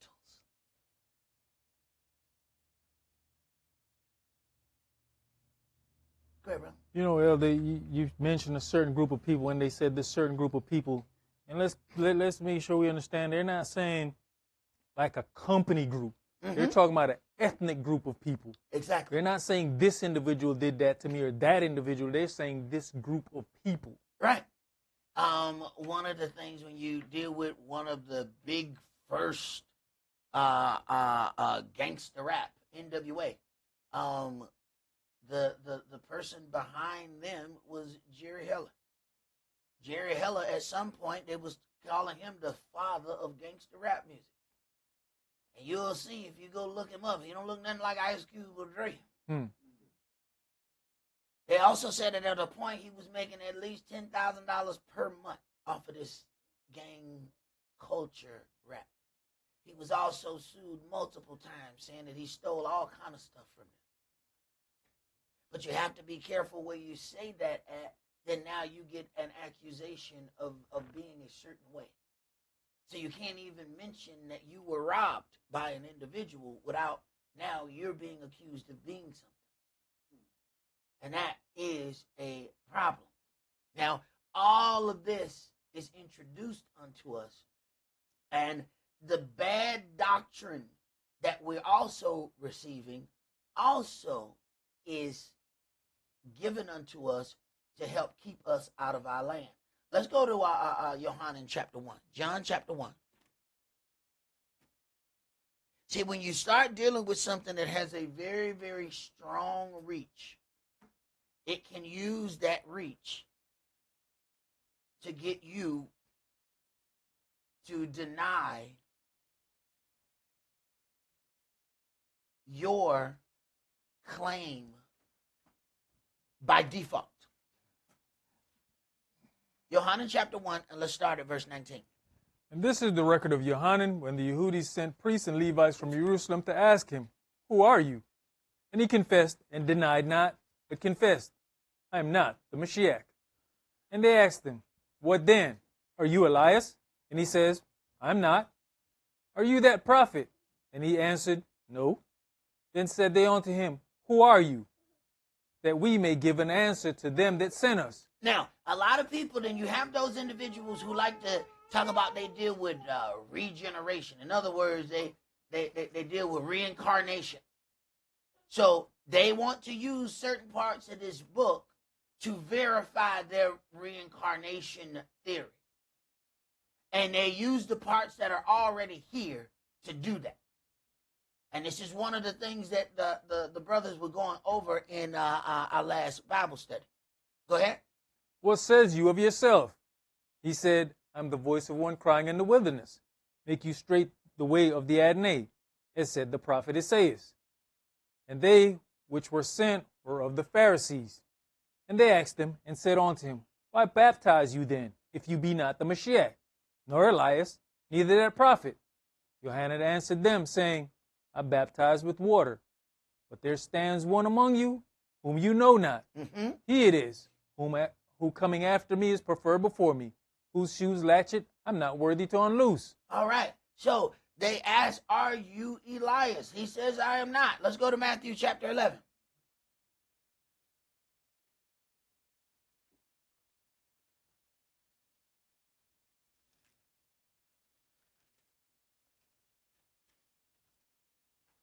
Matthew chapter 11, and we're going to read verses 11 through 14.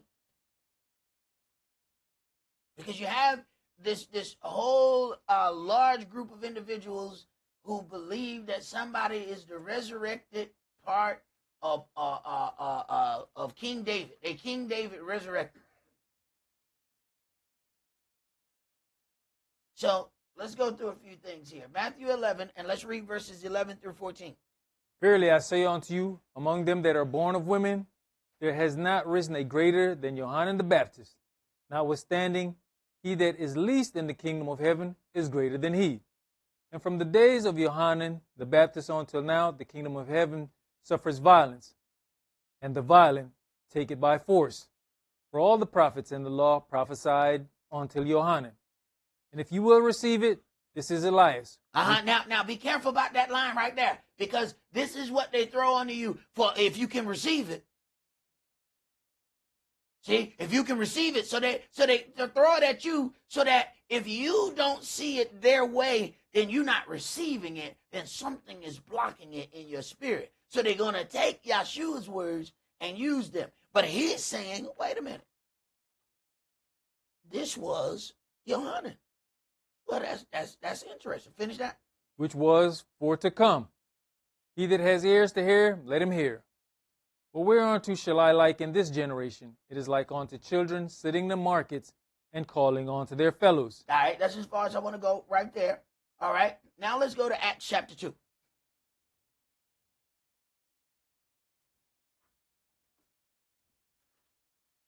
And I want to read verses 25 through 30. So, what's happening here is when they asked him, was he Elias? He said no. Yeshua said he did come in the spirit of Elias. So they then used this reincarnation part. But we have a problem. There's a problem with that theory. Acts chapter 2, and I want you to read verses 25 through 30. I guess you Go ahead. bypassing 2 Kings? Huh? You bypassing 2 Kings? No, let's go to 2 Kings first. Thank you, bro. Yo. 2 Kings chapter 2. Let's start at verse 1. And it came to pass, when Yahweh would take up Eliah into heaven by a whirlwind, that Eliah went with Elisha from Gilgal. All right, now the thing, he says, this is Elias, John the Baptist. Here's the problem. Elias didn't die. See, now we have a problem with your reincarnation theory. We got a problem here. Keep reading. And Elias said unto Elisha, Tarry here, I pray you, for Yahweh had sent me to Bethel. And Elisha said unto him, As Yahweh lives, and as your soul lives, I will not leave you. So they went down to Bethel. And the sons of the prophets that were at Bethel came forth to Elisha, and said unto him, Know you not that Yahweh will take away your master from your head today? And he said, Yeah, I know it. hold your peace. And he said he gonna die today. He gonna take him. Mm-hmm. Okay, go ahead. And Elias said unto him, Elisha, tarry here, I pray you, for Yahweh has sent me to Jericho. And he said, as Yahweh lives, and as your soul lives, I will not leave you. So they came to Jericho. And the sons of the prophets that were at Jericho came to Elisha and said unto him, know you that Yahweh will take away your master from your head today? And he answered, yeah, I know it. Hold your peace. Oh, now, this ain't no secret now. Seems like everybody know this is a bag. The secret if it's a secret. Go ahead. And Elias said unto him, tarry, I pray you, here, for Yahweh had sent me to Jordan. And he said, as Yahweh lives, and as your soul lives, I will not leave you. And they two went on. And 50 men of the sons of the prophets went, and stood to view afar off. And they too stood by Jordan. And Eliah took his mantle, and wrapped it together, and smote the waters, and they were divided hither and thither, so that they too went over on dry ground. Mm-hmm. And it came to pass, when they were gone over, that Elias said unto Elisha, ask what I shall do for you, before I be taken away from you. And Elisha said, I pray you, let a double portion of your spirit be upon me. Now, he had the ability to smite the waters and separate it, and then Elisha asked for a double portion of that. And you got to be careful what you ask for now. Because see, a double portion also comes double responsibility. Go ahead. And he said, you have asked a hard thing. Nevertheless, if you see me when I am taken from you, it shall be so unto you. But if not, it shall not be so. And it came to pass, as they still went on and talked, that, behold, there appeared a chariot of fire and horses of fire, and parted them both asunder, and Eliah went up by a whirlwind into heaven. And Elisha saw it, and he cried, my father, the chariot of Israel, and the horsemen thereof. And he saw him no more. And he took hold of his own clothes, and rent them in two pieces. He took up also the mantle of Eliah that fell from him, and went back, and stood by the bank of Jordan. And he took the mantle of Eliah that fell from him, and smote the waters, and said, where is Yahweh Elohim of Eliah? And when he also had smitten the waters, they parted hither and thither, and Elisha went over. So he was able then to do those same things that Eliah did. So then I ask a question. Is Elisha the reincarnation of Eliah? Sound dumb when you even hear it out loud, don't it?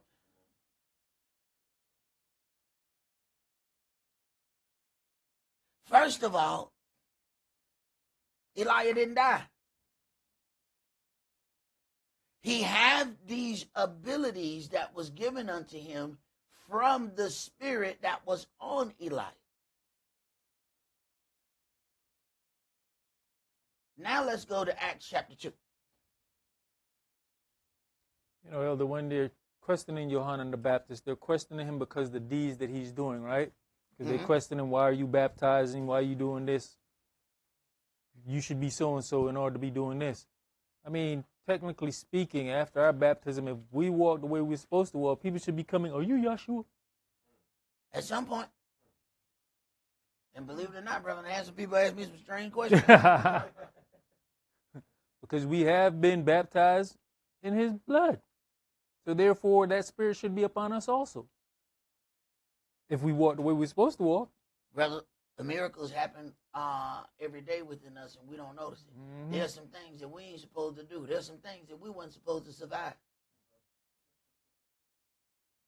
But see, we don't count that. We too busy waiting to walk on water. We didn't see the miracle. The miracle is that you walking period. You supposed to be in a box. So we don't count those kind of miracles. We want to see the vainglorious kind. We want it exceeding magnificent, like a house. Go ahead. Acts chapter 2 and read verses 25 to 30.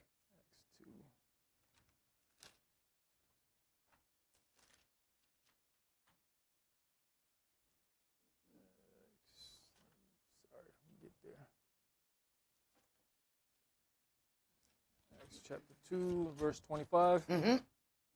For David speaks concerning him, I foresaw the Adonai always before my face, for he is on my right hand, that I should not be moved. Therefore did my heart rejoice, and my tongue was glad. Moreover also my flesh shall rest in hope, because you will not leave my soul in the grave, neither will you suffer your Holy One to see corruption. You have made known to me the ways of life. You shall make me full of joy with your countenance. Men and brethren, let me freely speak unto you of the patriarch Dawid, that he is both dead and buried, and his grave is with us unto this day. So now you have people that said that they the reincarnation of King David. But if we go and look in this book, there's some things that King David is supposed to do. Now, the difference, of course, here where Elisha received this spirit and he was able to do the things that Elijah did. But Elijah didn't have to die for him to do it. So here is mortal man wanting to have the power that King David has.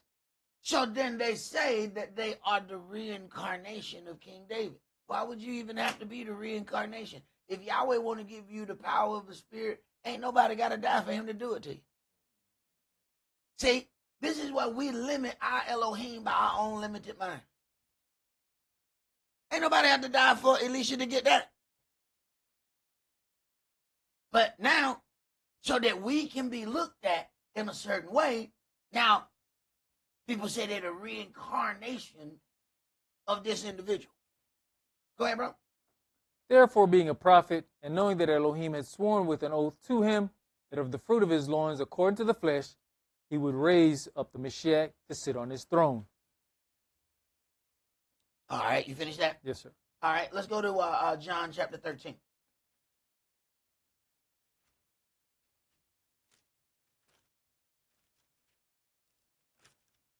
Johannes chapter 13, and we're going to read verses 21 through 27. When Yahshua had thus said, he was troubled in spirit, and testified, and said, Verily, verily, I say unto you, that one of you shall betray me. Then the disciples looked one on another, doubting of whom he spake. Now there was leaning on Yahshua's bosom one of his disciples whom Yahshua loved. Simeon Peter therefore beckoned to him, that he should ask who it would be of whom he spake. Right, now he know he can't tell Cephas. Because if he do, Judas is dead. We're going to have a murder right among the disciples. Because he's going to take care of that business. He find out. Look at him, man. Hey, come on, you know I love you. Just tell me who it is. Come on, man. Just look, I'm your boy. Tell me who it is. He know. He can't tell him. You got to understand, these are not individuals who've been raised in the priesthood. These are regular street brothers. Okay?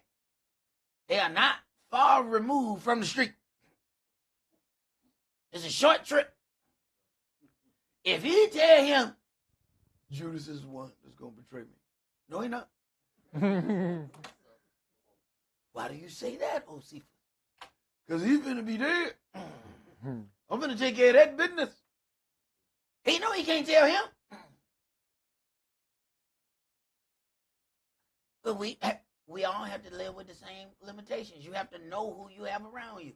When we get in certain altercations, people say, why you ain't tell me? We ain't want to tell you. Because we know there will be a body bag carrying out because you done went too far. No, we're not telling you. All right. Y'all sure know what he dealing with? No. Go ahead. He then lying on Yahshua's breast said unto him, Adne, who is it?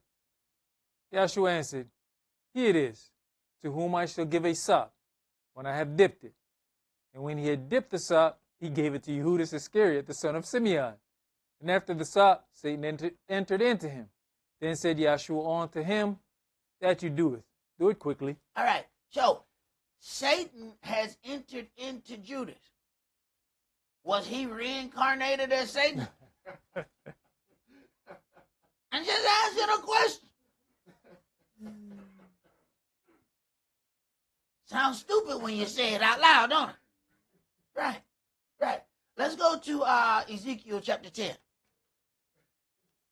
We just got two more, y'all, and I'm going to let y'all go.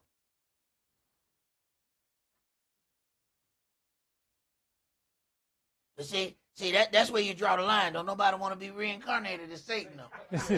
You see how I'm reincarnated King David. Now you reincarnated Satan. No, I don't want to be that. No. Go ahead, take that one too.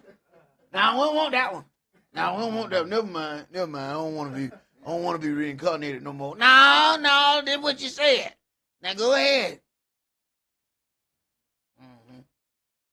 Ezekiel chapter 10, and let's start with verses 1 through 8. Then I looked, and behold, in the firmament that was above the head of the cherubims, there appeared over them as it were a sapphire stone, as the appearance of the likeness of a throne. And he spake unto the man clothed with linen, and said, Go in between the wheels, even under the cherub, and fill your hand with the coals of fire from between the cherubims, and scatter them over the city. And he went in my sight. Now the cherubim stood at the right side of the house when the man went in, and the cloud filled the inner court. Then the glory of Yahweh went up from the cherub and stood over the threshold of the house. Now, that means the glory of Yahweh is moving. Now it is over the threshold of the house. That's not where it was before. Go ahead. And the house was filled with the cloud, and the court was full of the brightness of Yahweh's glory. And the sound of the cherubim's wings was heard even to the outer court, as the voice of El Shaddai when he speaks. And it came to pass that when he had commanded the man clothed with linen, saying, Take fire from between the wheels, from between the cherubims, then he went in and stood beside the wheels. And one of the cherubs stretched forth his hand from between the cherubims onto the fire that was between the cherubims, and took thereof, and put it into the hands of him that was clothed with linen, who took it and went out. And there appeared in the cherubims the form of a man's hand under their wings. Jump to verse 18. Then the glory of Yahweh departed from off the threshold of the house, and stood over the cherubims. And the cherubims lifted up their wings, and mounted up from the earth in my sight. When they went out, the wheels also were beside them, and every one stood at the door of the east gate of Yahweh's house, and the glory of the Elohim of Israel was over them above. Now, and the cherubims lifted up their wings and mounted up from the earth. The glory of Yahweh departed from off the threshold of the house. Because the land is connected to the altar, the land is connected to the servitude of Yahweh. Without that, the land is not holy. It is not the Holy Land if it is not being conducted in a way that goes according to the Torah. That's something that we have to understand. It is part of the promise of the land that you must operate a certain way in it, or it loses its holiness. And let's hear the conclusion of this matter. Let's go to Matthew chapter 24.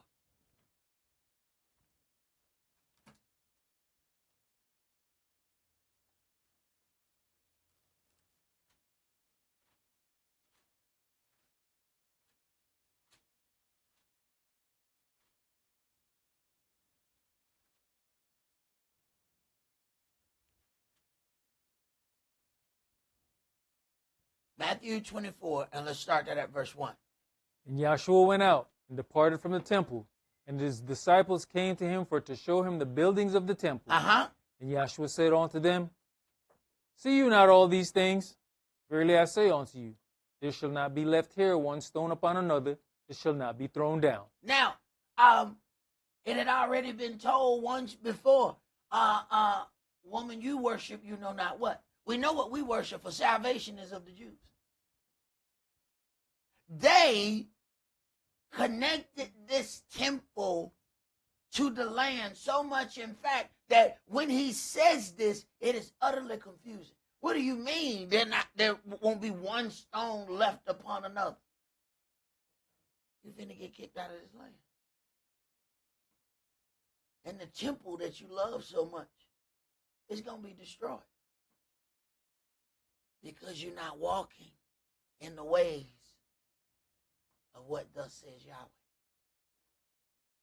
The thing that we have to understand about the land of promise is you have to keep the promise to get in the land. That's all that we're going to do for today. Remember the Sabbath to keep it holy. Shabbat shalom. Shabbat shalom.